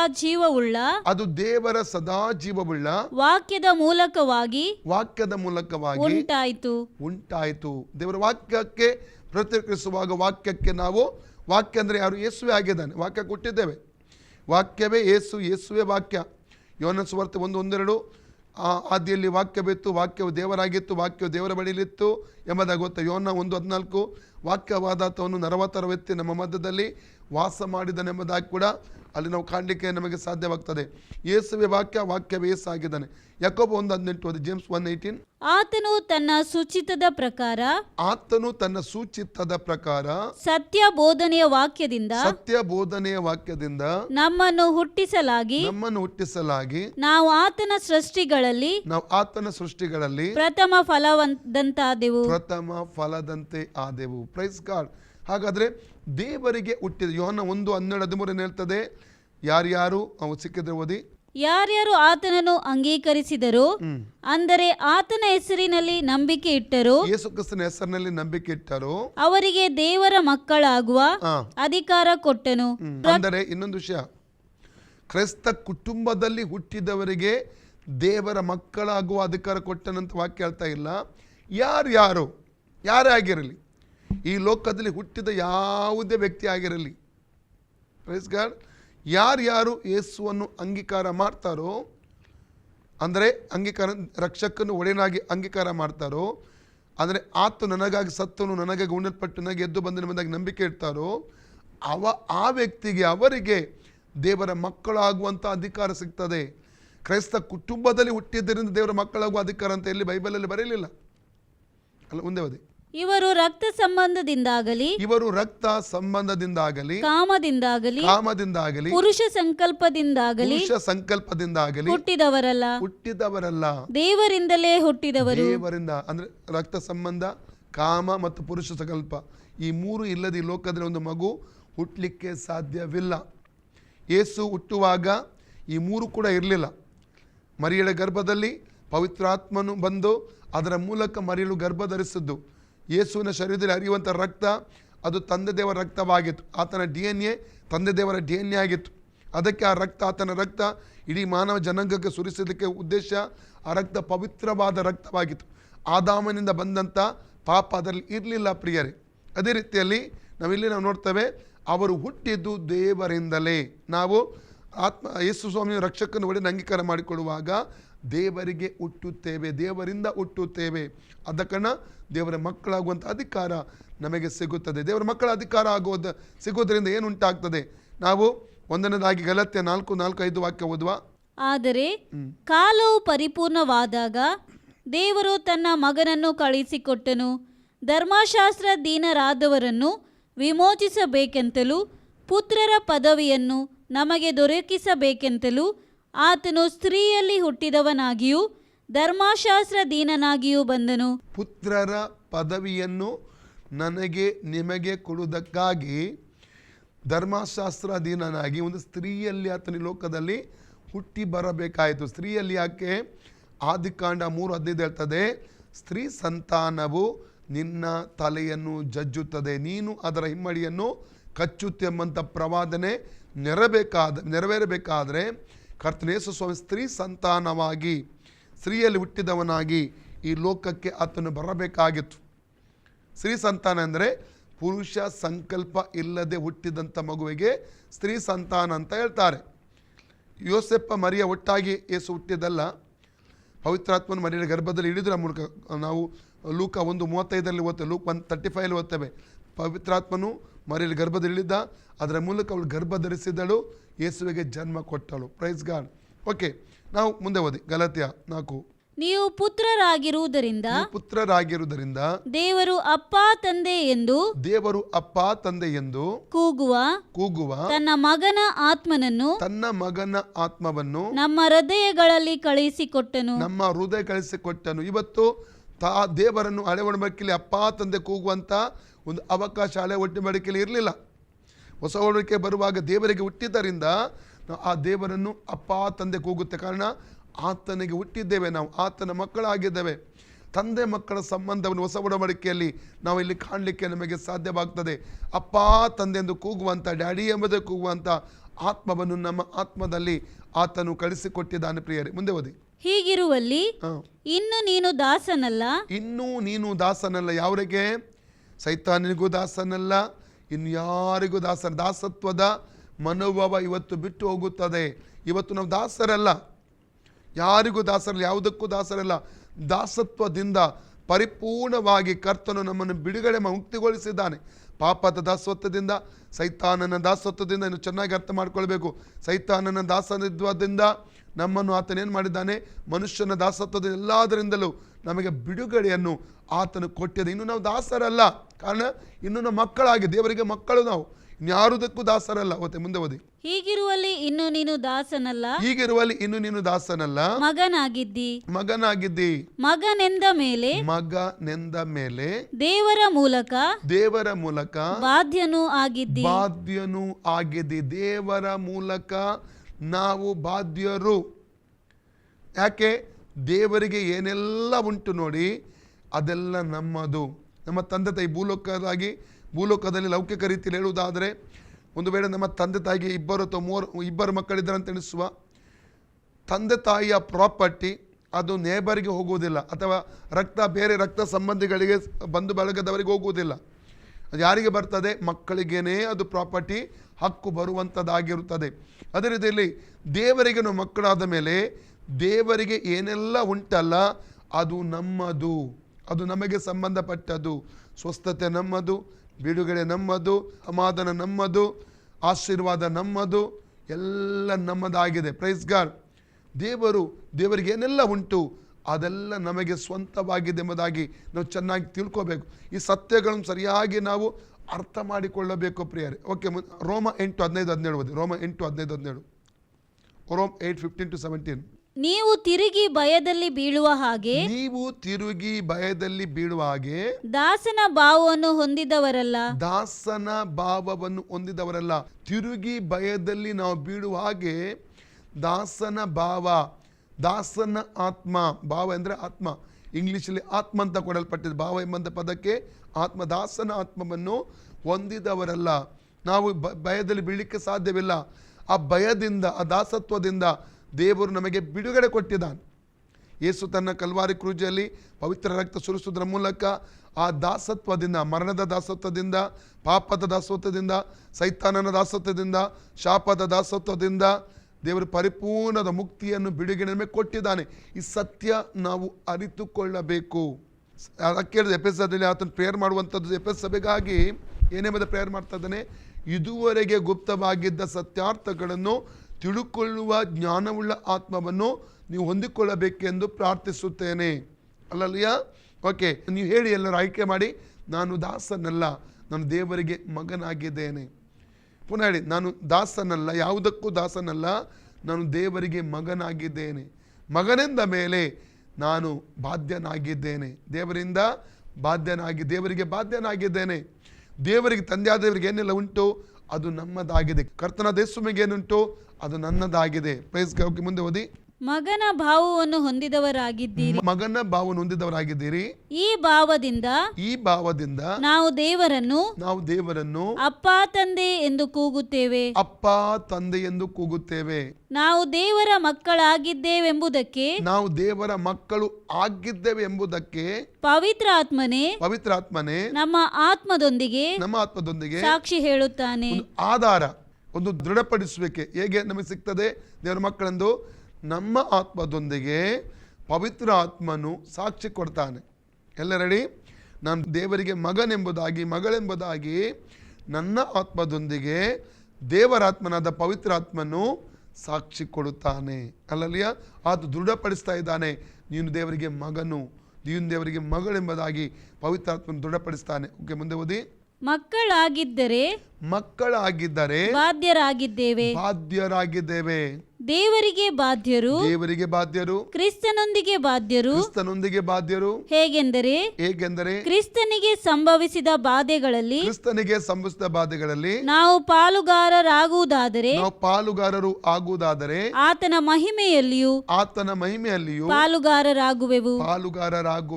ಪ್ರೈಸ್ ಗಾಡ್. ದೇವರಿಗೆ ಏನಿದೆಯೋ ಅದು ನಮ್ಮದು. ಕಾರಣ ನಾನು ದೇವರಿಗೆ ಹುಟ್ಟಿದ್ದೇನೆ, ನಾನು ದೇವರಿಗೆ ಮಗುವಾಗಿದ್ದೇನೆ ಎಂಬುದಾಗಿ ಈ ವಾಕ್ಯಗಳಲ್ಲಿ ಸ್ಪಷ್ಟವಾಗಿ ನಾವು ನೋಡ್ತೇವೆ. ಕೊಲೊಸ್ಸ ಪತ್ರಿಕೆ 1ನೇ ಅಧ್ಯಾಯ 13 ಮತ್ತು 14ನೇ ವಾಕ್ಯ ಓದುವ. ಕೊಲೊಸ್ಸೋ ಚಾಪ್ಟರ್ 1:13-14. ದೇವರು ನಮ್ಮನ್ನು ಅಂಧಕಾರದ ದೊರೆತನದಿಂದ ಬಿಡಿಸಿ, ಅಂಧಕಾರದ ಕತ್ತಲೆಯ ದೊರಕದಿಂದ ಬಿಡುಗಡೆ ಮಾಡಿ, ತನ್ನ ಪ್ರಿಯ ಕುಮಾರನ ರಾಜ್ಯದೊಳಗೆ ಸೇರಿಸಿದನು. ಈ ಸತ್ಯ ಕೂಡ ನಾವು ಅನೇಕ ಸಲ ಓದಿದ್ದೇವೆ. ವಾಕ್ಯವನ್ನು ಅರ್ಥ ಮಾಡ್ಕೊಳ್ಬೇಕು. ಈ ಭೂಮಿಯಲ್ಲಿ ನಾವು ಕಣ್ಣಿಗೆ ಕಾಣುವಂಥ ಒಂದು ರಾಜ್ಯಗಳನ್ನು ನೋಡ್ತೇವೆ. ಅಲ್ಲಲ್ಯ? ಭಾರತ ದೇಶ ಆಗಿರ್ಬೋದು, ಅಥವಾ ಬಾಂಗ್ಲಾದೇಶ ಆಗಿರ್ಬೋದು, ಪಾಕಿಸ್ತಾನ ಆಗಿರ್ಬೋದು, ನೇಪಾಳ ಆಗಿರ್ಬೋದು, ಅಮೇರಿಕ ಆಗಿರ್ಬೋದು, ಇವೆಲ್ಲ ಕಣ್ಣಿಗೆ ಕಾಣುವಂಥ ರಾಜ್ಯಗಳು. ಆದರೆ ಕಣ್ಣಿಗೆ ಕಾಣದಂಥ ಒಂದು ಮಂಡಲ ಇದೆ. ಆತ್ಮನ ಕಣ್ಣುಗಳಿಂದ ಮಾತ್ರ ಅದನ್ನು ಕಾಣುವುದಕ್ಕೆ ನಾವು ಸಾಧ್ಯ. ನಮ್ಮ ಆತ್ಮ ಮಾತ್ರ ಆತ್ಮಿಕ ಲೋಕವನ್ನು ಸಂಪರ್ಕಿಸುವಂಥದ್ದಾಗಿದೆ. ಈ ಕಣ್ಣಿಗೆ ಕಾಣದಂಥ ಆತ್ಮಿಕ ಲೋಕದಲ್ಲಿ 2 ರಾಜ್ಯಗಳಿವೆ. ಅದು ಒಂದು ಅಂಧಕಾರದ ರಾಜ್ಯ, ಇನ್ನೊಂದು ಬೆಳಕಿನ ರಾಜ್ಯ. ಅಂಧಕಾರಕ್ಕೆ ರಾಜ್ಯಕ್ಕೆ ಅಧಿಪತಿ ಯಾರು? ಸೈತಾನ. ಬೆಳಕಿನ ರಾಜ್ಯಕ್ಕೆ ಅಧಿಪತಿ ಯಾರು? ಕರ್ತನಾದ ಯೇಸು ಕ್ರಿಸ್ತನು. ನಾವು ಅಂಧಕಾರದ ರಾಜ್ಯದಲ್ಲಿ ಇದ್ದೆವು ಯಾವಾಗ? ರಕ್ಷಣೆ ಹೊಂದುವವರೆಗೆ. ಅದರಿಂದ ನಮಗೆ ರೋಗ, ವ್ಯಾಧಿ, ಶಾಪ, ನೋವು, ಭಯ, ಮಂತ್ರವಾದ, ಡಿಫ್ರೆಂಟ್ ಸಂಗತಿ, ಪಾಪ, ಇವೆಲ್ಲವೂ, ವೇದನೆ, ಕಣ್ಣೀರು, ನೋವು, ದುಃಖ, ಇವೆಲ್ಲದರಲ್ಲಿ ಇದ್ದೇವೆ ನಾವು. ಎಲ್ಲಕ್ಕಿಂತ ಮುಂಚೆ ಹೇಳಬೇಕಾದ್ರೆ ಎಲ್ಲಕ್ಕಿಂತಲೂ ಹೆಚ್ಚಾಗಿ ನಾವು ಪಾಪದ ಶಿಕ್ಷೆಗೆ ಗುರಿಯಾಗಿದ್ದೆವು, ನ್ಯಾಯ ತೀರ್ಪಿಗೆ ಗುರಿಯಾಗಿದ್ದೆವು. ಸತ್ತ ಕೂಡಲೇ ನೇರವಾಗಿ ಉಪದ್ರವಕ್ಕೆ ನರಕಕ್ಕೆ ಬೇಕಾದವರಾಗಿದ್ದೆವು. ದೇವರಿಗೆ ಸ್ತೋತ್ರ. ನಮ್ಮನ್ನು ಪ್ರೀತಿ ಮಾಡಿ ಆತನ ಸುವಾರ್ತೆಯನ್ನು ನಮಗೆ ತಲುಪಿಸಿ ಸುವಾರ್ತೆಗೆ ಪ್ರತಿಕ್ರಿಯಿಸುವ ಹಾಗೆ ಆತನು ಕೃಪೆ ಕೊಟ್ಟ. ಯಾವ ದಿವಸ ಸುವಾರ್ತೆಗೆ ಪ್ರತಿಕ್ರಿಯಿಸಿ ನಾವು ಪಾಪಿ ಎಂದವರ ಮುಂದೆ ಒಪ್ಪಿಕೊಂಡು ಪಶ್ಚಾತ್ತಾಪ ಪಟ್ಟು ಕರ್ತನ ಯೇಸು ನನಗಾಗಿ ಸತ್ತ, ನನಗಾಗಿ ಉಣ್ಣಲ್ಪಟ್ಟ, ನನಗಾಗಿ ಎದ್ದು ಬಂದನು 3 ದಿವಸದಲ್ಲಿ ಎಂಬುದು ಹೃದಯದ ನಂಬಿ ಬಾಯಲ್ಲಿ ಅರಿಕೆ ಮಾಡಿ ಆತನ ರಕ್ಷಕ ಒಡೆಯನಾಗಿ ಅಂಗೀಕಾರ ಮಾಡ್ತೇನೆ ಎಂಬ ಅಂಗೀಕಾರ ಮಾಡಿದಾಗ ಆ ಸಮಯದಲ್ಲಿ ಅಂಧಕಾರದ ದೊರೆತನದಿಂದ ಬಿಡುಗಡೆಯಾಗಿ ಯೇಸು ಕ್ರಿಸ್ತನ ಬೆಳಕಿನ ರಾಜ್ಯದಲ್ಲಿ ಸೇರಿಸಲ್ಪಟ್ಟೆವು. ಇವತ್ತು ಚೆನ್ನಾಗಿ ಅರ್ಥ ಮಾಡಿಕೊಳ್ಳಿ, ನಾವಿವತ್ತು ಪ್ರತಿನಿಧಿಸುವಂಥದ್ದು ಇರುವಂಥದ್ದು ದೇವರ ಬೆಳಕಿನ ರಾಜ್ಯದಲ್ಲಿ. ನಮ್ಮೊಂದಿಗೆ ಅಸಂಖ್ಯಾತ ದೂತರಿದ್ದಾರೆ. ಕೀರ್ತನೆ 34:7 ಹೇಳ್ತದೆ, ಯೆಹೋವನು ತನ್ನ ಭಕ್ತರ ಸುತ್ತಲೂ ದೂತರ ದಂಡನ್ನು ಕಾವಲಾಗಿ ನಿಲ್ಲಿಸುತ್ತಾನೆ. ಮತ್ತಾಯ 18:10 ಹೇಳಿದ ಪ್ರಕಾರವಾಗಿ ನಮಗೆ ದೇವದೂತರನ್ನು ಆತನು ಕೊಟ್ಟಿದ್ದಾನೆ, ನಮ್ಮ ಕಾವಲಿಗಾಗಿ ದೇವದೂತರು ಕೊಟ್ಟಿದ್ದಾನೆ. ಕೀರ್ತನೆ 91:11 ಹೇಳ್ತದೆ, ನಿನ್ನ ಕಾಲು ಕಲ್ಲಿಗೆ ತಗಲಾದಾಗೆ ದೂತರು ನಿಮ್ಮನ್ನು ಹಿಡಿದುಕೊಳ್ಳುವರು. ಅಲ್ಲಲ್ಲಿಯ ಅನೇಕ ವಾಕ್ಯಗಳನ್ನು ನಾವು ನೋಡ್ತೇವೆ. ಇವತ್ತು ನಾವು ಇರುವಂಥದ್ದು ಪರಲೋಕದ ಅದರ ದೇವರ ಬೆಳಕಿನ ರಾಜ್ಯದಲ್ಲಿ ನಾವು ಸೇರಿಸಲ್ಪಟ್ಟಿದ್ದೇವೆ. ದೇವರ ರಾಜ್ಯದಲ್ಲಿ ನಾವು ಪ್ರತಿನಿಧಿಸ್ತಾ ಇದ್ದೇವೆ, ದೇವರ ರಾಜ್ಯದಲ್ಲಿ ಜೀವಿಸ್ತಾ ಇದ್ದೇವೆ ಎಂಬುದಾಗಿ ಚೆನ್ನಾಗಿ ಈ ಸತ್ಯವನ್ನು ನಾವು ಅರಿತುಕೊಳ್ಳುವವರಾಗಿರಬೇಕು ಪ್ರಿಯರೇ. ಕತ್ತಲೆಗೆ ಭಯಪಡುವ ಅವಶ್ಯಕತೆ ಇಲ್ಲ, ಸೈತಾನಿಗೆ ಭಯಪಡುವ ಅವಶ್ಯಕತೆ ಇಲ್ಲ, ಮಂತ್ರವಾದ ಶಕ್ತಿಗಳಿಗೆ ಭಯಪಡುವ ಅವಶ್ಯಕತೆ ಇಲ್ಲ ಪ್ರಿಯರೇ, ದುರಾತ್ಮ ಶಕ್ತಿಗಳಿಗೆ ಭಯಪಡುವಂಥ ಅವಶ್ಯಕತೆ ಇಲ್ಲ. ನಾವು ಇವತ್ತು ಬೆಳಕಿನ ರಾಜ್ಯದಲ್ಲಿ ನಾವು ಜೀವಿಸ್ತಾ ಇದ್ದೇವೆ ಎಂಬುದಾಗಿ ಚೆನ್ನಾಗಿ ನಾವು ಅರ್ಥ ಮಾಡಿಕೊಳ್ಬೇಕು. ಯೆಶಾಯ 54:17 ಹೇಳ್ತದೆ, ನಿನಗೆ ವಿರುದ್ಧವಾಗಿ ಕಲ್ಪಿಸಿದ ಯಾವುದೇ ಆಯುಧವು ಅದು ಫಲಿಸುವುದಿಲ್ಲ ಎಂಬುದಾಗಿ ಅಲ್ಲಿ ನೋಡ್ತೇವೆ. ಓಕೆ, 14ನೇ ವಾಕ್ಯ ಕೂಡ ಓದಿ, ಕೊಲೊಸ್ಸೆ 1:14. ಆ ಕುಮಾರನಲ್ಲಿ ನಮ್ಮ ಪಾಪಗಳು ಪರಿಹಾರವಾಗಿ ನಮಗೆ ಬಿಡುಗಡೆಯಾಯಿತು. ಆ ಯೇಸು ಕ್ರಿಸ್ತನಲ್ಲಿ ನಮ್ಮ ಪಾಪಗಳು ಪರಿಹಾರವಾಗಿ ನಮಗೆ ಬಿಡುಗಡೆ ಆಯಿತು. ಆದ ಕಾರಣ ನಾನು ಕಳೆದ 24 ವರ್ಷದ ಸೇವೆ ಅನುಭವ ಇರುವುದರಿಂದ ಅನೇಕರು ಸಿಕ್ಕಿದಾಗ ನಾನು ಹೇಳುವಂಥ ಮಾತು, ನಾನು 10 ವರ್ಷದಿಂದ ಒಂದು ಪಾಪ ಮಾಡಿದೆ, 20 ವರ್ಷದಿಂದ ಒಂದು ಪಾಪ ಮಾಡಿದೆ, ಅದು ನನ್ನನ್ನು ತಿನ್ನುತ್ತಾ ಇದೆ. ಕಳೆದ ದಿವಸಗಳಲ್ಲಿ ಒಂದು ಊರಿಂದ, ಎಲ್ಲಿಂದ ಹೇಳುವುದಿಲ್ಲ, ಜಸ್ಟ್ ಒಂದು 2 ವಾರ ಏನಾಯಿತು, ಒಬ್ಬರು ನಮ್ಮನ್ನು ಹುಡುಕಿ ಬಂದಿದ್ದರು. ತುಂಬ ಸಲ ಫೋನಲ್ಲಿ ಕಾಂಟ್ಯಾಕ್ಟ್ ಮಾಡಿದ್ರು, ಲೆಟರ್ ಕೂಡ ಅವರು ಕಳಿಸಿದ್ರು. ನನಗೆ ಸಿಗಲಿಕ್ಕೆ ತುಂಬ ಸಮಯ ಆಗಲಿಲ್ಲ. ಆದರೆ ಅನೇಕ ಸಲ ಫೋನ್ನಲ್ಲಿ ಅವರ ಡೌಟ್ಗಳನ್ನು ನಾನು ಪರಿಹರಿಸ್ತಾ ಇದ್ದೆ ವಾಕ್ಯದ ಆಧಾರದಲ್ಲಿ. ಅವರು ಬಂದರು, ಅವರು ಅನ್ಯ ಕುಟುಂಬದಿಂದ ರಕ್ಷಣೆ ಹೊಂದಿದ್ದವರು ಕರ್ತನಲ್ಲಿ. ಕೆಲವೊಂದು ಡೌಟ್ ಅವರಲ್ಲಿ ಇತ್ತಂದರೆ, ಅವರು ಕಳೆದ ರಕ್ಷಣೆ ಹೊಂದಿದ್ದಾರೆ, ದೀಕ್ಷೆ ತೆಗೆದುಕೊಂಡಿದ್ದಾರೆ, ಸಭೆಗೆ ಅವರು ಒಂದು ಸಭೆಗೆ ಹೋಗ್ತಾ ಇದ್ದಾರೆ. ಆದರೂ ಕೆಲವೊಂದು ಪಾಪಗಳು ಕಳೆದ ಬೇರೆ ಸಮಯಗಳಲ್ಲಿ ಮುಂಚೆ ಮಾಡಿದ ಪಾಪಗಳು ಅವರು ಈಗಲೂ ಕೂಡ ಅದಕ್ಕೋಸ್ಕರ ನೊಂದುಕೊಳ್ತಾ ಇದ್ದಾರೆ.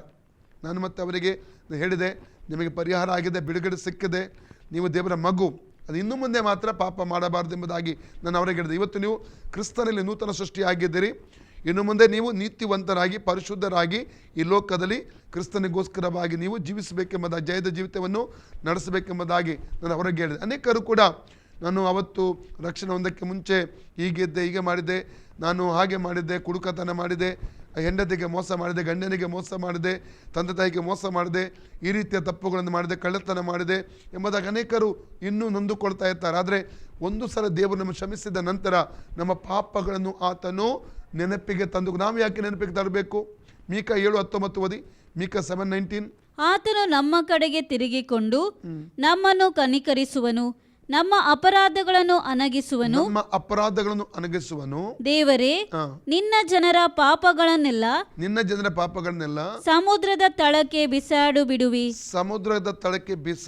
ಇದನ್ನು ಚೆನ್ನಾಗಿ ಅರ್ಥ ಮಾಡಿಕೊಳ್ಬೇಕು. ಇನ್ನೊಂದು ವಾಕ್ಯ, ಯೆಶಾಯ 38:17 ಓದುವ, ಐಸಾಯ 38:17 ಓದುವ. ಆಹಾ, ನಾನು ಪಟ್ಟ ದುಃಖವು ನನ್ನ ಸಂತೋಷಕ್ಕಾಗಿಯೇ ಆಯಿತು. ನನ್ನ ಆತ್ಮವನ್ನು ನಾಶಕೂಪದಿಂದ ರಕ್ಷಿಸಿದ್ದು ನಿನ್ನ ಪ್ರೀತಿಯೇ. ನನ್ನ ಪಾಪಗಳೆಲ್ಲ ನಿನ್ನ ಬೆನ್ನ ಹಿಂದೆ ಹಾಕಿಬಿಟ್ಟಿದ್ದಿ. ಯಾರಾದ್ರೂ ಬೆನ್ನ ಹಿಂದೆ ಭಾಗ ನೋಡ್ಲಿಕ್ಕೆ ಆಗ್ತದ? ನಮಗೆ ನೋಡ್ಲಿಕ್ಕೆ ಆಗ್ತದ? ಬೆನ್ನಿನ ಹಿಂದಿನ ಭಾಗ ಇಲ್ಲ. ದೇವರು ನಮ್ಮ ಪಾಪಗಳನ್ನು ಯಾವ ದಿವಸ ಮಾನಸಾಂತರ ರಕ್ಷಣೆ ಹೊಂದಿದ್ದ ಆ ದಿವಸವೇ ತನ್ನ ಬೆನ್ನ ಹಿಂದಕ್ಕೆ ಹಾಕಿ ಬಿಟ್ಟಿದ್ದಾನೆ. ಅದನ್ನು ನಾವು ಪುನಃ ನೆನಪು ಮಾಡಿಕೊಂಡು ನೊಂದುಕೊಳ್ಳುವುದು, ಚುಚ್ಚಿಕೊಳ್ಳುವುದು ಮನಸ್ಸಾಕ್ಷಿಯಲ್ಲಿ ಬೇಡ. ಆ ದಿವಸವೇ ದೇವರು ಕಂಪ್ಲೀಟಾಗಿ ನಮ್ಮನ್ನೇನು ಮಾಡಿದ್ದಾನೆ? ಕಂಪ್ಲೀಟಾಗಿ ತೊಳೆದು ಶುದ್ಧಿ ಮಾಡಿಬಿಟ್ಟಿದ್ದಾನೆ. ಅಲ್ಲಲ್ಲಯ್ಯ. ಇನ್ನೊಂದು ವಾಕ್ಯ ಓದಿಕೊಡುವ, 103 ಕೀರ್ತನೆ 11ನೇ ವಾಕ್ಯದಿಂದ ಓದಿ. ಭೂಮಿಯ ಮೇಲೆ ಆಕಾಶವು ಎಷ್ಟು ಉನ್ನತವೋ, ಆತನಲ್ಲಿ ಭಯಭಕ್ತಿಯುಳ್ಳವರ ಮೇಲೆ ಆತನ ಕೃಪೆಯು ಅಷ್ಟು ಅಪಾರವಾಗಿದೆ. ಪೂರ್ವಕ್ಕೂ ಪಶ್ಚಿಮಕ್ಕೂ ಪೂರ್ವಕ್ಕೂ ಪಶ್ಚಿಮಕ್ಕೂ ಎಷ್ಟು ದೂರವೋ, ಪೂರ್ವ ಮತ್ತು ಪಶ್ಚಿಮ ಎಷ್ಟು ದೂರ ಇದೆ ಪ್ರಿಯರೇ? ಯಾವಾಗಲೂ ಒಟ್ಟು ಸೇರ್ಲಿಕ್ಕೆ ಸಾಧ್ಯವ? ಪೂರ್ವ ಪಶ್ಚಿಮ ಸಾಧ್ಯವಿಲ್ಲ ಅಲ್ಲಲ್ಲಿ. ಮುಂದೆ ಪೂರ್ವಕ್ಕೂ ಪಶ್ಚಿಮಕ್ಕೂ ಎಷ್ಟು ದೂರವೋ ಹಾ. ನಮ್ಮ ದ್ರೋಹಗಳನ್ನು ನಮ್ಮಿಂದ ತೆಗೆದು ಅಷ್ಟು ದೂರ ಮಾಡಿದ್ದಾನೆ. ದೂರ ಮಾಡಿದ್ದಾನೆ. ಮಾನಸಾಂತರ ಪಟ್ಟ ದಿವಸ, ರಕ್ಷಣೆ ಹೊಂದಿದ ದಿವಸ, ನಮ್ಮ ಪಾಪಗಳನ್ನು ಪೂರ್ಣವಾಗಿ ಪರಿಸಿ ಬಿಟ್ಟಿದ್ದಾನೆ ಪ್ರಿಯರೇ. ಅನ್ನಷ್ಟು ಮಾತ್ರ ಜೀವಿಸುವಾಗ ನಾವು ಜಾಗೃತಿಯಿಂದ ನಾವು ಜಯದ ಜೀವಿತವನ್ನು ಲೋಕದಲ್ಲಿ ಜೀವಿಸುವಾಗಿರಬೇಕು. ಏಷ್ಯಾ 1:18-19 ಓದಿ. ಬನ್ನಿರಿ, ವಾದಿಸುವ ಎಂದು ಯೆಹೋವನು ಅನ್ನುತ್ತಾನೆ. ನಿಮ್ಮ ಪಾಪಗಳು ಕಡು ಕೆಂಪಾಗಿದ್ದರು ಹಿಮದ ಹಾಗೆ ಬಿಳುಪಾಗುವವು. ಕಿರುಮಂಜಿ ಬಣ್ಣವಾಗಿದ್ದರೆ ಉನ್ನೆಯಂತೆ ಬೆಳಗಾಗುವು. ಅಂದ್ರೆ ಈ ದೇವರ ಶುದ್ಧೀಕರಣದ ಕ್ರಿಯೆ ಇಲ್ಲಿ ನಾವು ಕಾಣಲಿಕ್ಕೆ ನಮಗೆ ಸಾಧ್ಯ. ಅದಕ್ಕೆ ಹೇಳ್ತದೆ 1 ಯೋಹನ 1:7, ಆತನ ಬೆಳಕಿನಲ್ಲಿರುವಂತೆ ನಾವು ಬೆಳಕಿನ ನಡೆದರೆ ಆತನ ಮಗನಾದ ಸುಖದ ರಕ್ತವು ನಮ್ಮ ಸಕಲ ಪಾಪಗಳನ್ನು ತೊಳೆದು ಶುದ್ಧಿ ಮಾಡುತ್ತದೆ ಎಂಬುದಾಗಿ. ನಾವು ಕೊಲೊಸೆ 1:14 ವಾಕ್ಯಕ್ಕೆ ಬರುವ ಕೊಲೊಸೆ 1:14. ಆ ಕುಮಾರನಲ್ಲಿ ನಮ್ಮ ಪಾಪಗಳು ಪರಿಹಾರವಾಗಿ ನಮಗೆ ಬಿಡುಗಡೆಯಾಯಿತು. ಪಾಪಗಳು ಪರಿಹಾರವಾಗಿ ನಮಗೆ ಬಿಡುಗಡೆ ಆಗಿದೆ. Praise God. ಕೊಲೊಸೆ 2:14 ಕೂಡ ಓದಿಕೊಳ್ಳುವ. ಆತನು ನಮ್ಮ ಅಪರಾಧಗಳನ್ನೆಲ್ಲ ಕ್ಷಮಿಸಿ ನಮ್ಮ ಮೇಲೆ ದೋಷಾರೋಪಣೆ ಮಾಡಿದಂತ ಆಜ್ಞಾ ರೂಪವಾಗಿದ್ದಂತ ಪತ್ರವನ್ನು ಕೆಡಿಸಿ ಅದನ್ನು ಶಿಲುಬೆಗೆ ಜಡಿದು ಇಲ್ಲದಂತಾಗ ಮಾಡಿದನು. ಅಂದ್ರೆ ಸೈತಾನನು ಏನೆಲ್ಲ ನಮ್ಮ ಮೇಲೆ ದೋಷಾರೋಪಣೆಯ ಪಟ್ಟಿ, ಅಂದ್ರೆ 10 ವರ್ಷದಿಂದ ತಪ್ಪು ಮಾಡಿದ, 15 ವರ್ಷದಿಂದ ತಪ್ಪು ಮಾಡಿದ, ರಕ್ಷಣೆ ಹೊಂದಕ್ಕೆ ಮುಂಚೆ ಏನೆಲ್ಲ ತಪ್ಪನ್ನು ಮಾಡಿದ್ದೇವೆ, ತಿಂಗಳು ವರ್ಷ ಡೇಟ್ ಸಮೇತವಾಗಿ ಆತ ಸಮಯ ಸಮೇತ ಬರೆದಿಟ್ಟಿದ್ದ, ದೋಷಾರೋಪಣೆ ಪಟ್ಟಿ ರೆಡಿ ಮಾಡಿಬಿಟ್ಟಿದ್ದ. ಇವನು ಹೀಗೆ ಮಾಡಿದ ಅಂತ ಯಾವ ದಿವಸ ರಕ್ಷಣೆ ಹೊಂದಿದ್ದೆವು ಆ ದಿವಸ ಈ ಆಜ್ಞಾರೂಪವುಳ್ಳ ದೋಷಾರೋಪಣೆ ಮಾಡಿದ ಪಟ್ಟಿಯನ್ನು ಯೇಸು ಏನು ಮಾಡಿದ? ಇಲ್ಲದಂತೆ ಮಾಡಿಬಿಟ್ಟ. ಅದನ್ನು ಅಳಿಸಿ ಹಾಕಿಬಿಟ್ಟ. ಆ ಪಟ್ಟಿಯನ್ನು ಅಳಿಸಿ ಹಾಕಿಬಿಟ್ಟ. ಆದರೆ ರಕ್ಷಣೆ ಹೊಂದಿದ ನಂತರ ನಾವೇನು ಮಾಡಬೇಕು? ಪವಿತ್ರವಾಗಿ, ಪರಿಶುದ್ಧವಾಗಿ, ನೀತಿವಂತರಾಗಿ ಲೋಕದಲ್ಲಿ ವಾಕ್ಯದ ಆಧಾರದಲ್ಲಿ ಈ ಲೋಕದಲ್ಲಿ ಜೀವಿಸುವವರಾಗಿರಬೇಕು. ಇನ್ನು ಪಾಪದಲ್ಲಿ ಬೀಳದಂತೆ ನಮ್ಮನ್ನು ಕಾದುಕೊಳ್ಳುವುದು ಅತಿ ಅವಶ್ಯಕ ಪ್ರಿಯರೇ. ಅಲ್ಲಲ್ಯ? ಓಕೆ. ಅನೇಕ ಇನ್ನೊಂದು ವಿಷಯ ಉಂಟು. ನಾವು ಅಧಿಕಾರ, ಲೂಕ 19 ಓದಿ. ಲೂಕ್ 10:19. ನೋಡಿರಿ, ಹಾವುಗಳನ್ನು ಚೇಳುಗಳನ್ನು ವೈರಿಯ ಸಮಸ್ತ ಬಲವನ್ನು ತುಳಿಯುವುದಕ್ಕೆ ನಿಮಗೆ ಅಧಿಕಾರ ಕೊಟ್ಟಿದ್ದೇನೆ. ಯಾವುದು ನಿಮಗೆ ಕೇಡು ಮಾಡುವುದೇ ಇಲ್ಲ. ದೇವರು ನಮಗೆ ಅಧಿಕಾರ ಕೊಟ್ಟಿದ್ದಾನೆ. ಯಾವುದರ ಮೇಲೆ? ಹಾವುಗಳು ಚೇಳುಗಳಂದ್ರೆ ದುರಾತ್ಮ ಶಕ್ತಿಗಳು, ಸೈತಾನ ಶಕ್ತಿಗಳು, ಮಂತ್ರವಾದ ಶಕ್ತಿಗಳು, ಕತ್ತಲೆ ಶಕ್ತಿಗಳು, ಅವುಗಳನ್ನು ತುಳಿಯುವಂಥ ಒಂದು ಅಧಿಕಾರ ದೇವರು ನನಗೆ ಮತ್ತು ನಿಮಗೆ ಕೊಟ್ಟಿದ್ದಾನೆ. ಮಂತ್ರವಾದ ಶಕ್ತಿಗಳಿಗೆ, ದುರಾತ್ಮ ಶಕ್ತಿಗಳಿಗೆ ನಾವು ಭಯಪಡುವಂಥ ಅವಶ್ಯಕತೆ ಇಲ್ಲ. ಅವುಗಳ ಮೇಲೆ ನಮಗೊಂದು ಅಧಿಕಾರ ಇದೆ ಪ್ರಿಯರೇ. ನಮ್ಮ ಅಧಿಕಾರ ತಿಳ್ಕೊಂಡಾಗ, ನಾವು ಯಾರೆಂದು ತಿಳ್ಕೊಂಡಾಗ ನಾವು ಏನಾಗ್ತೇವೆ? ಭಯಪಡುವುದಿಲ್ಲ. ಅಲ್ಲಲ್ಲಿ ನಮ್ಮ ಅಧಿಕಾರವನ್ನು ನಾವು ಚಲಾಯಿಸುತ್ತೇವೆ ಪ್ರಿಯರೇ. ಇದನ್ನು ಚೆನ್ನಾಗಿ ಅರ್ಥ ಮಾಡಿಕೊಳ್ಳಬೇಕು. ಯಾವ ರೀತಿಯ ಮಂತ್ರವಾದ ಮಾಟದ ಶಕ್ತಿಗಳಿಗೂ ನಾವು ಭಯಪಡಬೇಕಾದಂಥ ಅವಶ್ಯಕತೆ ಇಲ್ಲ ಪ್ರಿಯರೇ. ಯಾಕೆ? ನಮಗೆ ಅಧಿಕಾರ ಅವುಗಳ ಮೇಲೆ ದೇವರು ಕೊಟ್ಟಿದ್ದಾನೆ. ಕೀರ್ತನೆ 91:13 ಹೇಳ್ತದೆ, ಸಿಂಹ ಸರ್ಪಗಳ ಮೇಲೆ ಮೆಳೆಯುವಿ, ಪ್ರಾಯದ ಸಿಂಹವನ್ನು ಘಟ್ಟ ಸರ್ಪವನ್ನು ತುಳಿದು ಬಿಡುವಿ ಎಂಬುದಾಗಿ ಆ ವಾಕ್ಯ ಭಾಗದಲ್ಲಿ ನಾವು ಕಾಣಲಿಕ್ಕೆ ನಮಗೆ ಸಾಧ್ಯವಾಗುತ್ತದೆ. ಹೀಗೆ ಅನೇಕ ಸತ್ಯಗಳು ದೇವರ ವಾಕ್ಯದಲ್ಲಿ ಅಡಕವಾಗಿವೆ. ಈ ಸತ್ಯಗಳನ್ನು ಅರಿತುಕೊಳ್ಳಬೇಕು. ಕಳೆದ ದಿವಸಗಳಲ್ಲಿ ಕೆಲವೊಂದು ದೇವರಿಗೆ ಸಂಬಂಧಪಟ್ಟ ಸತ್ಯಗಳನ್ನು ಅರಿತೆವು. ಇನ್ನೂ ಅನೇಕ ಸತ್ಯಾರ್ಥಗಳು ಉಂಟು ಪ್ರಿಯರೇ.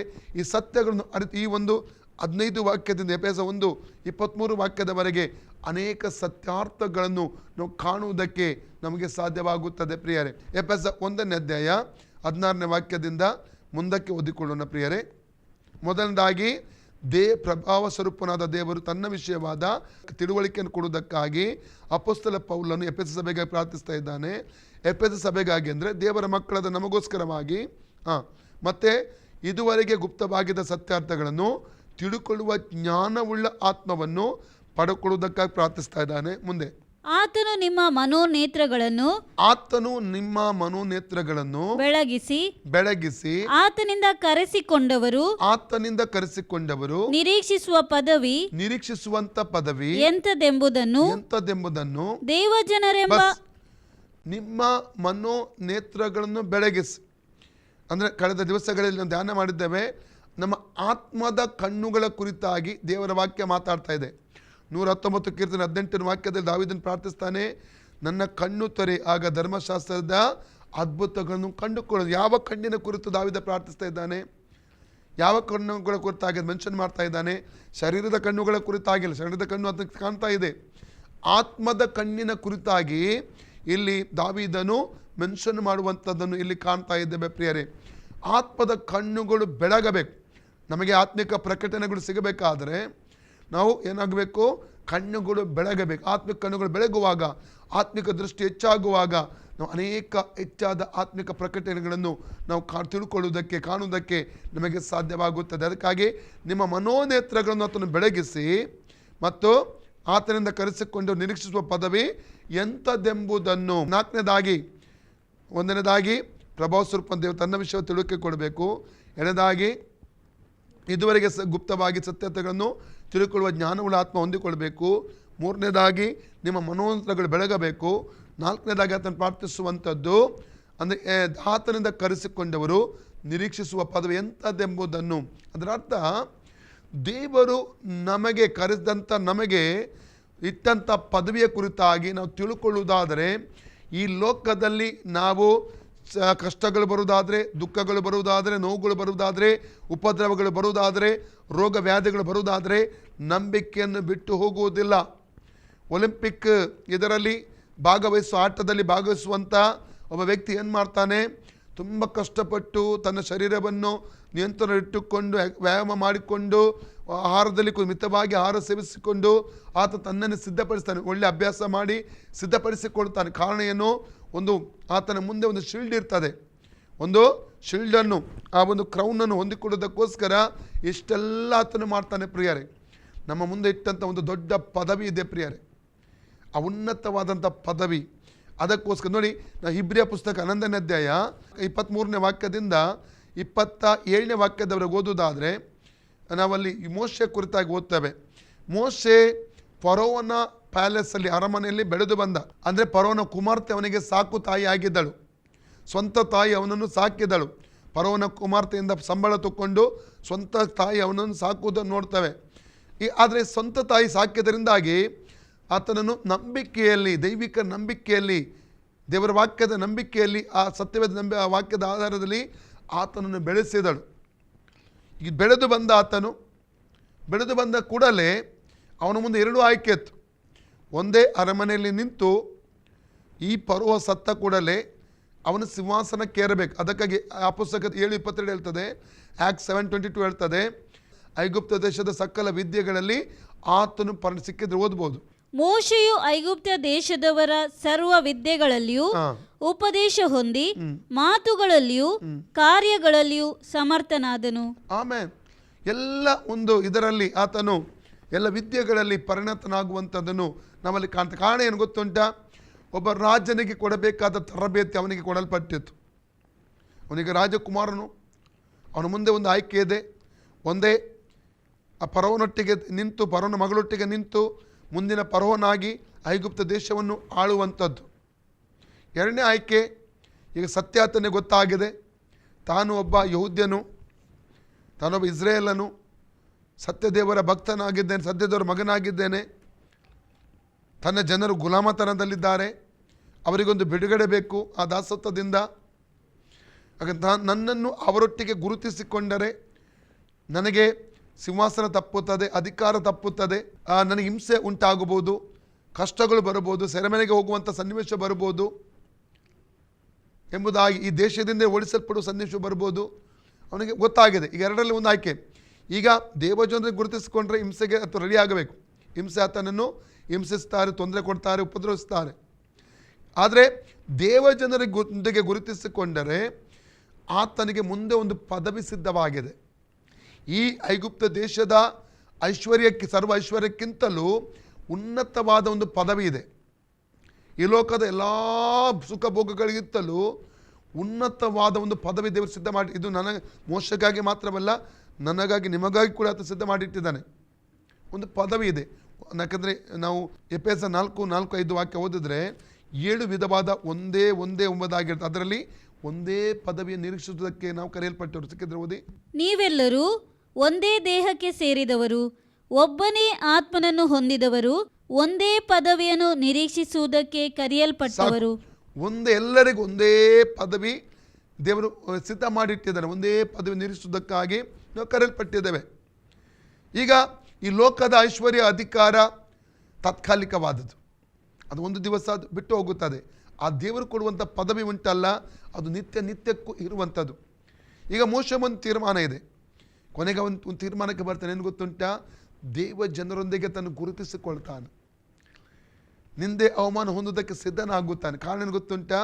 ವಾಕ್ಯ ಹೇಳ್ತದೆ, ಅವನು ಬರುವ ಪ್ರತಿಫಲದ ಮೇಲೆ ಕಣ್ಣಿಟ್ಟಿದ್ದನು. ಸಿಕ್ಕಿದ್ರೆ ಓದಿ. ಇಬ್ರಿಯ 11:23 ಓದಿ. ಮೋಶೆ ಹುಟ್ಟಿದಾಗ ಅವನ ತಂದೆ ತಾಯಿಗಳು ಕೂಸು ಸುಂದರವಾಗಿದೆ ಎಂದು ನೋಡಿ ಅರಸನ ಅಪ್ಪನಿಗೆ ಭಯಪಡದೆ ನಂಬಿಕೆಯಿಂದಲೇ ಅವನನ್ನು 3 ತಿಂಗಳು ಬಚ್ಚಿಟ್ಟರು. ಮೋಶೆ ದೊಡ್ಡವನಾದ ಮೇಲೆ ಫರೋಹನ ಕುಮಾರ್ತೆಯ ಮಗನೆನಿಸಿಕೊಳ್ಳುವುದು ಬೇಡವೆಂದದು ನಂಬಿಕೆಯಿಂದಲೇ. ಸ್ವಲ್ಪ ಕಾಲ ಪಾಪ ಭೋಗಗಳನ್ನು ಅನುಭವಿಸುವುದಕ್ಕಿಂತ ದೇವರ ಜನರೊಂದಿಗೆ ಕಷ್ಟವನ್ನು ಅನುಭವಿಸುವುದೇ ಒಳ್ಳೆಯದೆಂದು ತೀರ್ಮಾನಿಸಿಕೊಂಡನು. ಐಗುಪ್ತ ದೇಶದ ಸರ್ವ ಐಶ್ವರ್ಯಕ್ಕಿಂತಲೂ ಕ್ರಿಸ್ತನ ನಿಮಿತ್ತವಾಗಿ ಉಂಟಾಗುವ ನಿಂದೆಯೇ ಶ್ರೇಷ್ಠ ಭಾಗ್ಯವೆಂದೆನಿಸಿಕೊಂಡನು. ಯಾಕೆಂದರೆ ಬರುವ ಪ್ರತಿಫಲದ ಮೇಲೆ ಕಣ್ಣಿಟ್ಟಿದ್ದನು. ನನ್ನ ಪ್ರೀತಿಯ ಸಹೋದರ ಸಹೋದರಿ, ದೇವರು ನಮಗೊಂದು ಪರಲೋಕದಲ್ಲಿ ನಿತ್ಯ ಜೀವ ಇಟ್ಟಿದ್ದಾನೆ. ಮನುಷ್ಯನು ದೇವರು ಉಂಟು ಮಾಡುವಾಗ ಮನುಷ್ಯನು ನಿತ್ಯ ಜೀವಿಯನ್ನಾಗಿ ಉಂಟು ಮಾಡಿದ್ದಾನೆ. ಮನುಷ್ಯನ ಆತ್ಮ ಶರೀರ ಬಿಟ್ಟು ಹೋಗುವಾಗ 2 ಸ್ಥಳಕ್ಕೆ ಹೋಗುತ್ತದೆ, ಒಂದು ನರಕ, ಒಂದು ಪರಲೋಕ. 2 ಸ್ಥಳಕ್ಕೆ ಸೇರುವಂಥದ್ದು, 2 ಕಡೆ ನಿತ್ಯ ಜೀವಿಸುವಂಥದ್ದು. ಅದು ನರಕದಲ್ಲಿ ನಿತ್ಯ ಯಾತನೆ ಇದೆ, ಪರಲೋಕದಲ್ಲಿ ನಿತ್ಯ ಸಂತೋಷವಿದೆ. ಆ ಪರಲೋಕದ ಆ ನಿತ್ಯ ಜೀವ ಹೊಂದಿಕೊಳ್ಳುವಾಗ, ಸತ್ಯಕ್ಕಾಗಿ ನಾವು ನಿಲ್ಲುವಾಗ, ಈ ಲೋಕ ನಮಗೆ ಎದುರಾಗಿ ಬರುತ್ತದೆ. ಉಪದ್ರವಗಳು ಬರ್ತದೆ, ಅವಮಾನಗಳು ಬರ್ತದೆ, ನಿಂದೆಗಳು ಬರ್ತದೆ, ಬಾಧೆಗಳು ಬರ್ತದೆ. ಅದರ ಮಧ್ಯದಲ್ಲಿ ದೃಢವಾಗಿ ನಿಂತರೆ, ಸ್ಥಿರವಾಗಿ ನಿಂತರೆ, ನಂಬಿಕೆಯನ್ನು ಬಿಟ್ಟು ಬಿಡದೆ, ಉಪದ್ರವ ಬಂತು, ಅವಮಾನ ಬಂತು, ಆರೋಪ ಬಂತು, ತೊಂದರೆ ಬಂತು, ಹಿಂಸೆ ಬಂತು ಎಂಬುದಾಗಿ ಹೇಳಿ ನಂಬಿಕೆ ಬಿಟ್ಟು ಬಿಟ್ಟರೆ ನಾವು ಶ್ರೇಷ್ಠವಾದದನ್ನು ಕಳ್ಕೊಳ್ತೇವೆ. ಆ ಎಲ್ಲದರ ಸಂಕಟಗಳ ಮಧ್ಯದಲ್ಲಿ, ಬಾಧೆಗಳ ಮಧ್ಯದಲ್ಲಿ, ನೋವುಗಳ ಮಧ್ಯದಲ್ಲಿ ನಂಬಿಕೆಗೋಸ್ಕರವಾಗಿ ದೃಢವಾಗಿ ನಾವು ನಿಲ್ಲುವವರಾಗಿರಬೇಕು. ಯಾಕಂದರೆ ಶ್ರೇಷ್ಠವಾದ ಒಂದು ಪದವಿ ನಾವು ಹೊಂದುವುದಕ್ಕಾಗಿ ದೇವರು ನಮಗೆ ಕರೆ ಕೊಟ್ಟಿದ್ದಾನೆ. ಅದು ನಮಗಾಗಿ ಅದನ್ನು ಸಿದ್ಧ ಮಾಡಿಟ್ಟಿದ್ದಾನೆ. ಪ್ರಿಯರೇ, ಅದನ್ನು ಯಾವುದೇ ಕಾರಣಕ್ಕೂ ನಾವು ಕಳ್ಕೊಳ್ಳಬಾರದು. ಮತ್ತೆ ಸುವಾರ್ತೆ 5:11-12 ಈ ವಾಕ್ಯ ಒಂದು ಓದಿಕೊಳ್ಳೋಣ. ಮ್ಯಾಥ್ಯೂ 5:11-12. ನನ್ನ ನಿಮಿತ್ತವಾಗಿ ಜನರು ನಿಮ್ಮನ್ನು ನಿಂದಿಸಿ ಹಿಂಸೆಪಡಿಸಿ ನಿಮ್ಮ ಮೇಲೆ ಕೆಟ್ಟ ಕೆಟ್ಟ ಮಾತುಗಳನ್ನು ಸುಳ್ಳಾಗಿ ಹೊರಿಸಿದರೆ ನೀವು ಧನ್ಯರು. ಸಂತೋಷ ಪಡಿರಿ, ಉಲ್ಲಾಸ ಪಡಿರಿ. ಪರಲೋಕದಲ್ಲಿ ನಿಮಗೆ ಬಹಳ ಫಲ ಸಿಕ್ಕುವುದು. ನಿಮಗಿಂತ ಮುಂಚೆ ಇದ್ದ ಪ್ರವಾದಿಗಳನ್ನು ಹೀಗೆ ಹಿಂಸೆಪಡಿಸಿದರ ಹಿಂಸೆಪಡಿಸಿದ್ದಾರೆ. ಕ್ರಿಸ್ತನಿಗಾಗಿ ನಿಂತಾಗ, ಸತ್ಯಕ್ಕಾಗಿ ನಿಂತಾಗ, ನಿತ್ಯತ್ವವಾಗಿ ನಿಂತಾಗ ಲೋಕ ನಮಗೆ ವಿರೋಧವಾಗುತ್ತದೆ. ನಮ್ಮ ಸ್ವಂತದವರೇ ವಿರೋಧವಾಗಿ ನಿಲ್ತಾರೆ, ಉಪದ್ರವಿಸಲಿಕ್ಕೆ ಸ್ಟಾರ್ಟ್ ಮಾಡ್ತಾರೆ, ತೊಂದರೆ ಕೊಡ್ತಾರೆ, ಇಕ್ಕಟ್ಟು ಬರ್ತದೆ, ಸಮಸ್ಯೆಗಳು ಬರ್ತದೆ. ಅದರ ಮಧ್ಯದಲ್ಲಿ ನಂಬಿಕೆಯನ್ನು ಗಟ್ಟಿಯಾಗಿ ನಾವು ಹಿಡ್ಕೊಳ್ಳುವುದಾದರೆ ಅಲ್ಲಲಿಯ ಆ ಪದವಿ ನಮಗೋಸ್ಕರವಾಗಿ ದೇವರು ಒದಗಿಸಿಕೊಡ್ತಾನೆ. ಪ್ರಿಯರೇ, ಅಲ್ಲಲಿಯ ಈ ಸತ್ಯವನ್ನು ನಾವು ಸರಿಯಾಗಿ ನಾವು ಅರ್ಥ ಮಾಡಿಕೊಳ್ಳುವರಾಗಿರಬೇಕು. ಎಂಥ ಕಷ್ಟಗಳು ಬಂದರೂ ಸೋತು ಹೋಗಬಾರದು. ಶದ್ರಕ್ ಮೆಷಕ್ ಅಬೇದ್ನೆಗೋ, ದಾನಿಯೇಲ್ ಇವರ ಬಗ್ಗೆ ನಾವು ನೋಡ್ತೇವೆ. ನಂಬಿಕೆಯನ್ನು ಬಿಡಲಿಲ್ಲ, ಅವರು ಸೋತು ಹೋಗಲಿಲ್ಲ, ತಲೆ ತಗ್ಗಿಸಲಿಲ್ಲ, ಸತ್ಯಕ್ಕಾಗಿ ನಿಂತಿರಬಹುದಾಗಿ ನೋಡ್ತೇವೆ. ಓಕೆ, ಮುಂದಿನ ವಾಕ್ಯ ಓದುವ. ಎಫೆಸ 1ನೇ ಅಧ್ಯಾಯ. ದೇವ ಜನರೆಂಬ ಆತನ ಸ್ವಾಸ್ಥ್ಯದ ಮಹಿಮಾತಿಶಯವು ಎಂತದೆಂಬುದನ್ನು ದೇವ ಜನರೆಂಬ ಆತನ ಸ್ವಾಸ್ಥ್ಯದ ಮಹಿಮಾತಿಶಯವು ಎಂಥದ್ದೆಂಬುದನ್ನು. 5ನೇದಾಗಿ ಇಲ್ಲಿ ಆತನ ಪ್ರಾರ್ಥನೆ, ಪೌಲನ ಪ್ರಾರ್ಥನೆ ಎಫೆಸ ಸಭೆಗಾಗಿ, ದೇವಜನರಿಗಾಗಿ. ದೇವಜನರೆಂಬ ಸ್ವಾಸ್ಥ್ಯದ ಮಹಿಮಾತಿಶಯವು ಎಂತ. ನಾವು ದೇವಜನರು. ನಾನು ಕಳೆದ ದಿವಸಗಳಲ್ಲಿ ಒಂದು ನಿಮಗೆ ದೃಷ್ಟಾಂತ ಹೇಳಿದೆ. ಒಂದು ರಾಜ ಮತ್ತು ರಾಣಿ ಇದ್ದರು. ಅವರಿಗೆ ಎಷ್ಟು ವರ್ಷ ಮಕ್ಕಳಿರಲಿಲ್ಲ. ಅವರು ಪರಸ್ಪರ ಮಾತಾಡಿ ತೀರ್ಮಾನಕ್ಕೆ ಬರ್ತಾರೆ, ನಾವು ಒಂದು ಮಗುವನ್ನು ದತ್ತು ತೆಗೆದುಕೊಳ್ಳೋಣ. ನಾವು ದತ್ತು ತೆಗೆದುಕೊಳ್ಳುವಂಥ ಮಗು ಅನಾಥವಾಗಿರಬೇಕು. ವೇಶ್ಯ ಮರೆಸಿ ಒಂದು ದಿವಸ ಅವರು ಬೀದಿಗೆ ಹೋಗ್ತಾರೆ. ಒಂದು ಕಡೆಗಳಲ್ಲಿ ಒಂದು ಬೀದಿಯಲ್ಲಿ ಕೆಲವು ಮಕ್ಕಳು, ಅನಾಥ ಮಕ್ಕಳು ಆಡ್ತಾ ಇರ್ತಾರೆ. ಒಂದು ಗಂಡು ಮಗು ನೋಡ್ತಾರೆ. ಅವರಿಗೆ ಅದು ಹಿಡಿಸಿತ್ತು ಮಗು. ಹರಕು ಚಿಂದಿ ಬಟ್ಟೆ ಹುಟ್ಟಿದೆ, ತುಂಬ ಮೈಲಿಗೆ ಆಗಿದೆ ಶರೀರ, ಬಟ್ಟೆ ಮೈಲಿಗೆ ಆಗಿದೆ, ಅಲ್ಲಿ ಸಿಂಬಾಳೆಲ್ಲ ಬರ್ತಾ ಉಂಟು, ದುರ್ವಾಸನೆ ಶರೀರದ ಹೊಲಿತಾ ಇದೆ. ಆ ಮಗು ಹೋಗಿದ್ದ ಬಳಿ ಹೋಗಿ, ನೀವು ನಮಗೆ ಮಗನಾಗ್ತೇವೆ. ಹೋಗಿ ಮಗು ಖುಷಿ ಆಯಿತು. ಮಗು ತಗೊಂಡು ಬಂದರು ಅರಮನೆಯಲ್ಲಿ. ದತ್ತು ಸ್ವೀಕಾರದ ಪತ್ರಗಳಿಗೆ ಸಹಿ ಹಾಕಿ ಆ ಮಗುವನ್ನು ಎಲ್ಲ ಜನರ ಮುಂದೆ ತಮ್ಮ ಮಗುವನ್ನಾಗಿ ಅಂಗೀಕಾರ ಮಾಡಿದರು. ಈ ಮಗು ಮನೆ ಒಳಗಡೆ ಬರ್ತದೆ. ಮನೆ ಒಳಗೆ ಬಂತು, ರಾಜ ನೋಡ್ತಾ ಇರ್ತಾನೆ. ಈ ಮಗು ವಾರಕ್ಕೊಮ್ಮೆ 2 ವಾರಕ್ಕೊಮ್ಮೆ ಸ್ನಾನ ಮಾಡ್ತಾ ಇದೆ, ವಾರಕ್ಕೊಮ್ಮೆ 2 ವಾರಕ್ಕೊಮ್ಮೆ ಬಟ್ಟೆ ಬದಲಾಯಿಸ್ತಾ ಇದೆ. ಸರಿ ತಲೆ ಬಾಚುವುದಿಲ್ಲ, ಮುಖ ಒರೆಸುವುದಿಲ್ಲ. ಮಾತ್ರವಲ್ಲ, ಊಟ ಮಾಡುವಾಗ 2 ಕೈ ಹಾಕಿ ಒಟ್ಟಾರೆ ಊಟ ಮಾಡಿ ಮೈಯೆಲ್ಲ ಬಿಡಿಸ್ತಾ ಉಂಟು. ಮಾತ್ರವಲ್ಲ, ಭಾಷಣ ಮಾಡಲಿಕ್ಕೆ ಗೊತ್ತೆ, ಮಂತ್ರಿಗೊಟ್ಟಿಗೆ ಒಂದು ಮರ್ಯಾದೆಯಿಂದ ಮಾತಾಡ್ತಾ ಇಲ್ಲ, ಒಟ್ಟಾರೆ ಮಾತಾಡ್ತಾ ಉಂಟು. ಇವೆಲ್ಲ ನೋಡುವ ರಾಜ ತುಂಬ ದುಃಖವಾಯಿತು. ಆಗ ರಾಜ ಎಣಿಸಿದ, ನನ್ನ ಮಗು ಬೀದಿಯಲ್ಲಿದ್ದಾಗ ಒಂದು ಅನಾಥ ಮಗುವಾಗಿದ್ದ. ಇವತ್ತು ನನ್ನ ಮಗುವಾದ ರಾಜನ ಮಗ, ಅವನು ರಾಜಕುಮಾರ. ಅದು ರಾಜಕುಮಾರ ಅಂತ ಜೀವಿಸ್ಲಿಕ್ಕೆ ಅದನ್ನು ಗೊತ್ತಿಲ್ಲ. ಇನ್ನು ರಾಜಕುಮಾರ ಅಂತ ಜೀವಿಸ್ಲಿಕ್ಕೆ ಕಲಿಸ್ತೇನೆ ಎಂಬುದು ಹೇಳಿ ಉಪದೇಶ ಮಾಡಲಿಕ್ಕೆ ಸ್ಟಾರ್ಟ್ ಮಾಡಿದ. ಒಬ್ಬ ರಾಜಕುಮಾರನು ಹೇಗಿರ್ತಾನೆ, ಅವನ ಅಧಿಕಾರ ಏನು ಎಂಬುದಾಗಿ. ಕೊನೆಗೆ ಸಮಯ ಬಂತು. ಸ್ವಲ್ಪ ದಿವಸ ನಂತರ ಅವನು ಪ್ರತಿ ದಿವಸ ಸ್ನಾನ ಮಾಡಿ ತನ್ನ ಶರೀರ ಶುಚಿಯಾಗಿಟ್ಟುಕೊಂಡ. ಪ್ರತಿದಿನ ಬಟ್ಟೆಯನ್ನು ಬದಲಾಯಿಸ್ತಾ ಬಂದ. ಮಾತ್ರವಲ್ಲ, ತಲೆ ಬಾಚುವುದು, ಊಟ ಮಾಡುವಾಗ ಒಂದು ಮರ್ಯಾದೆಯೊಂದಿಗೆ ಊಟ ಮಾಡುವಂಥದ್ದು, ಭಾಷಣ ಮಾಡುವಾಗ ಮರ್ಯಾದೆಯೊಂದಿಗೆ ಭಾಷಣ ಮಾಡೋದು, ಮಂತ್ರಿಯೊಟ್ಟಿಗೆ ಮರ್ಯಾದೆಯೊಂದಿಗೆ ಮಾತಾಡುವಂಥದ್ದು, ಇವೆಲ್ಲ ಸ್ಟಾರ್ಟ್ ಆಯಿತು. ಇದೀಗೆ ಸಾತಾಯಿತು. ರಾಜ್ಯವನ್ನು ಅವನಿಗೆ ಕಲಿಸಿಕೊಟ್ಟ, ರಾಜಕುಮಾರನು ಹೇಗೆ ಜೀವಿಸಬೇಕೆಂಬುದಾಗಿ. ಅದೇ ರೀತಿಯಲ್ಲಿ ನನ್ನ ಪ್ರೀತಿಯ ಸಹೋದರಿ, ದೇವ ಜನರೆಂಬ ಆತನ ಸ್ವಾಸ್ಥ್ಯದ ಮಹಿಮಾತಿಶಯವು ಎಷ್ಟೆಂಬುದನ್ನು ನಾವು ತಿಳುಕೊಳ್ಳುವಂತೆ ಅನುಗ್ರಹಿಸಬೇಕಂತ ದೇವರು. ದೇವ ಜನರೆಂದರೆ, ದೇವರ ಮಕ್ಕಳೆಂದರೆ ಸಾಧಾರಣರಲ್ಲ. ನಮ್ಮ ಮಹಿಮೆ ಎಂಥದ್ದು, ಈ ಮಹಿಮೆ ಅತಿಶಯ ಎಂಥದ್ದು ನಾವು ತಿಳ್ಕೋಬೇಕು. ನಮ್ಮ ಆತ್ಮಿಕನ್ನು ತೆರೆಯಲ್ಪಟ್ಟಾಗ ಗೊತ್ತಾಗ್ತದೆ ನಾವು ಏನೆಂಬುದಾಗಿ. ಅಲ್ಲಲ್ಲಿಯ ನಾವು ಆದಿಕಾಂಡ 1:28 4 ವರ್ಷಗಳು ಉಂಟು. 4 ಆಶೀರ್ವಾದಗಳನ್ನು ಈ ಒಂದು ಆದಮ ಅವರಿಗೆ ದೇವರು ಕೊಡ್ತಾನೆ. ಆದಮ ಅವರಿಗಂದರೆ ಇಡೀ ಮಾನವ ಕುಲಕ್ಕೆ. 1, ನೀವು ಸಂತಾನ ಅಭಿವೃದ್ಧಿ ಹೊಂದಬೇಕು, ಇಡೀ ಲೋಕದಲ್ಲಿ ತುಂಬಬೇಕು, ಮತ್ತು ಇಡೀ ಲೋಕದಲ್ಲಿ ನೀವು ಲೋಕವನ್ನು ವಶಪಡಿಸಿಕೊಳ್ಬೇಕು. 4ನೇದಾಗಿ ಎಲ್ಲದರ ಮೇಲೆ ದೊರೆತನ ಮಾಡಬೇಕು. 4 ವಿಧವಾದ ಆಶೀರ್ವಾದದಲ್ಲಿ ದೇವರು ಮಾಡ್ತಾ ಇದ್ದಾನೆ. ಆದಾಗ ಅವರು ಪಾಪ ಮಾಡಿ ಸೈತಾನ ಗುಲಾಮರಾದರು. ಸೈತಾನ ತಮ್ಮ ಅಧಿಕಾರ ಮಾಡಿಬಿಡುವುದನ್ನು ಅಲ್ಲಿ ನಾವು ಕಾಣ್ತಾ ಇದ್ದೇವೆ. ಈಗ ಇತ್ತು ದೇವರು ನಮ್ಮ ಆತ್ಮಕನ್ನು ತೆರೆದಿದ್ದಾನೆ, ರಕ್ಷಣೆ ಹೊಂದಿದ್ದೇವೆ. ಆ ಆದಾಮನಲ್ಲಿ ಕಳ್ಕೊಂಡ ಅಧಿಕಾರವನ್ನು ತಿರುಗಿ ದೇವರು ನಮಗೆ ಕೊಟ್ಟಿದ್ದಾನೆ. ದೇವರ ಮಕ್ಕಳೆಂಬ ಆತನ ಸ್ವಾಸ್ಥ್ಯ, ನಾವು ಆತನ ಪ್ರಾಪರ್ಟಿ, ದೇವರ ಸ್ವಾಸ್ಥ್ಯ ನಾವು. ಆತನ ಸ್ವಾಸ್ಥ್ಯದ ಮಹಿಮಾತಿಶಯವು ಎಷ್ಟೊಂದು ನಾವು ಅರಿತುಕೊಳ್ಳುವಂತೆ ತಿಳ್ಕೊಳ್ಳುವಂತೆ ಅನುಗ್ರಹಿಸಲಿ. ನಾವು ತಿಳ್ಕೋಬೇಕಾದ ಆತ್ಮಕನ್ನು ತೆರೆಯಬೇಕು. ನಾವು ಸಾಧಾರಣರಲ್ಲ ಪ್ರಿಯರೇ, ರಾಜಾದಿರಾಜನ ಮಕ್ಕಳು, ದೇವಾದಿದೇವನ ಮಕ್ಕಳು ನಾವು. ಈ ದೇವ ಜನ ಮಾತ್ರ ಸ್ವಸ್ಥ ಮಹಿಮಾತಿಶಯವು ಎಷ್ಟು ಮಂದಿ ತಿಳ್ಕೊಳ್ಳುವಂತೆ ದೇವರು ನಮಗೆ ಅನುಗ್ರಹಿಸಲಿ ಎಂಬುದಾಗಿ ಪೌಲನು ಇಲ್ಲಿ ಪ್ರಾರ್ಥನೆ ಮಾಡ್ತಾ ಇದ್ದಾನೆ. 6ನೇದಾಗಿ ನಂಬುವವರಾದ, ನಾವು 19-20 ಓದ್ತೇವೆ. ನಾವು ಎಫೆಸ 1 ನಂಬುವವರದು ನಮ್ಮೊಳಗೆ ಆತನ ಸಾಧಿಸುವ ಪರಾಕ್ರಮವು ಎಷ್ಟು ಎಂಬುದನ್ನು ಓದಿ, ಆ ವಾಕ್ಯ ಓದಿ. ನಂಬುವವರಾದ ನಮ್ಮಲ್ಲಿ ಆತನ ಸಾಧಿಸುವ ಪರಾಕ್ರಮವು ಎಷ್ಟು ಅತಿಶಯವಾದುದೆಂಬುದನ್ನು ನೀವು ತಿಳುಕೊಳ್ಳುವಂತೆ ಅನುಗ್ರಹಿಸಲಿ. ನಂಬುವವರಾದ, ಅಲ್ಲಲ್ಲಿಯ ಅಂದರೆ 1 ಥೆಸಲೋನಿಕ 2:13 ಹೇಳ್ತದೆ. 1 ಥೆಸಲೋನಿಕ 2:13, ದೇವರ ವಾಕ್ಯವನ್ನು ಯಾರು ನಂಬ್ತಾರಲ್ಲ ಅವರ ಒಳಗಡೆ ಅದು ಬಲವಾಗಿ ಕಾರ್ಯ ಮಾಡ್ತದೆ. ಮತ್ತಾಯ 13:58, ಮಾರ್ಕ್ 6:5 ಹೇಳ್ತದೆ, ನಂಬಿಕೆ ಇಲ್ಲದ ನಿಮಿತ್ತ ಯೇಸು ಅವರ ಮಧ್ಯದಲ್ಲಿ ಅದ್ಭುತಗಳನ್ನು ಮಾಡಲಿಲ್ಲ. ಯೇಸು ಅನೇಕ ಕಡೆ, ಮತ್ತಾಯ 8:13 ಆಗಿರ್ಬೋದು, ಮತ್ತಾಯ 9:27-29 ಆಗಿರ್ಬೋದು, ಲೂಕ 8:43-48 ಆಗಿರ್ಬೋದು, ಅನೇಕ ರಕ್ತಕ್ಷಮ ರೋಗಿ ಅನೇಕರಿಗೆ ನೀನು ನಂಬಿದಂತೆ ನಿನಗಾಗಲಿ, ನೀನು ನಂಬಿದಂತೆ ನಿನಗಾಗಲಿ ಎಂದು ಅವರಿಗೆ ಬಿಡುಗಡೆ ಮಾಡುವಂಥದ್ದನ್ನು ಕಾಣ್ತೇವೆ ಪ್ರಿಯರೇ. ನಾವು ನಂಬುವುದಾದರೆ, ನಂಬುವಂಥವರ ಅಲ್ಲಿ ಹೇಳ್ತಾನೆ, ನಾವು ನಂಬುವಾಗ, ಇಬ್ರಿ 11:6 ಹೇಳ್ತದೆ, ನಂಬಿಕೆ ಇಲ್ಲದೆ ದೇವರು ಮೆಚ್ಚಿಸ್ಲಿಕ್ಕೆ ಆಗಲ್ಲ.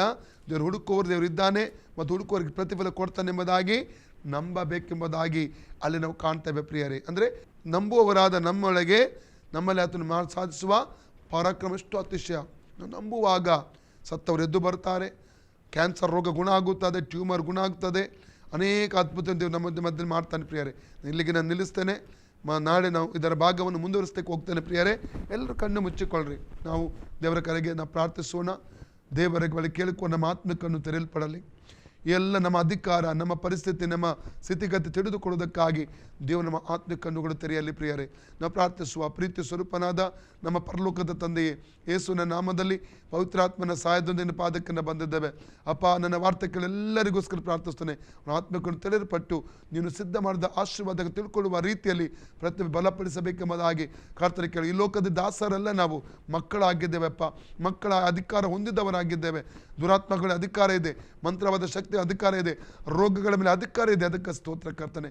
ಪ್ರತಿಯೊಬ್ಬನ ಆಶೀರ್ವದಿಸಿ ಬಲಪಡಿಸಬೇಕರ್ತನೆ ಕೇಳಿಕೊಳ್ತಾನೆ. ಮಾನ ಮಹಿಮೆ ನಿನಗೆ ಮಾತ್ರ ಸಲ್ಲಿಸ್ತೇವೆ. ನಮ್ಮ ಮುದ್ದು ರಕ್ಷಕನಾದ ಯೇಸು ಕ್ರಿಸ್ತನ ಹೆಸರಿನಲ್ಲಿ ಬೇಡಿ ಹೊಂದಿದ್ದೇವೆ ನಮ್ಮ ತಂದೆ ದೇವರೇ. Praise the lord. God bless you all.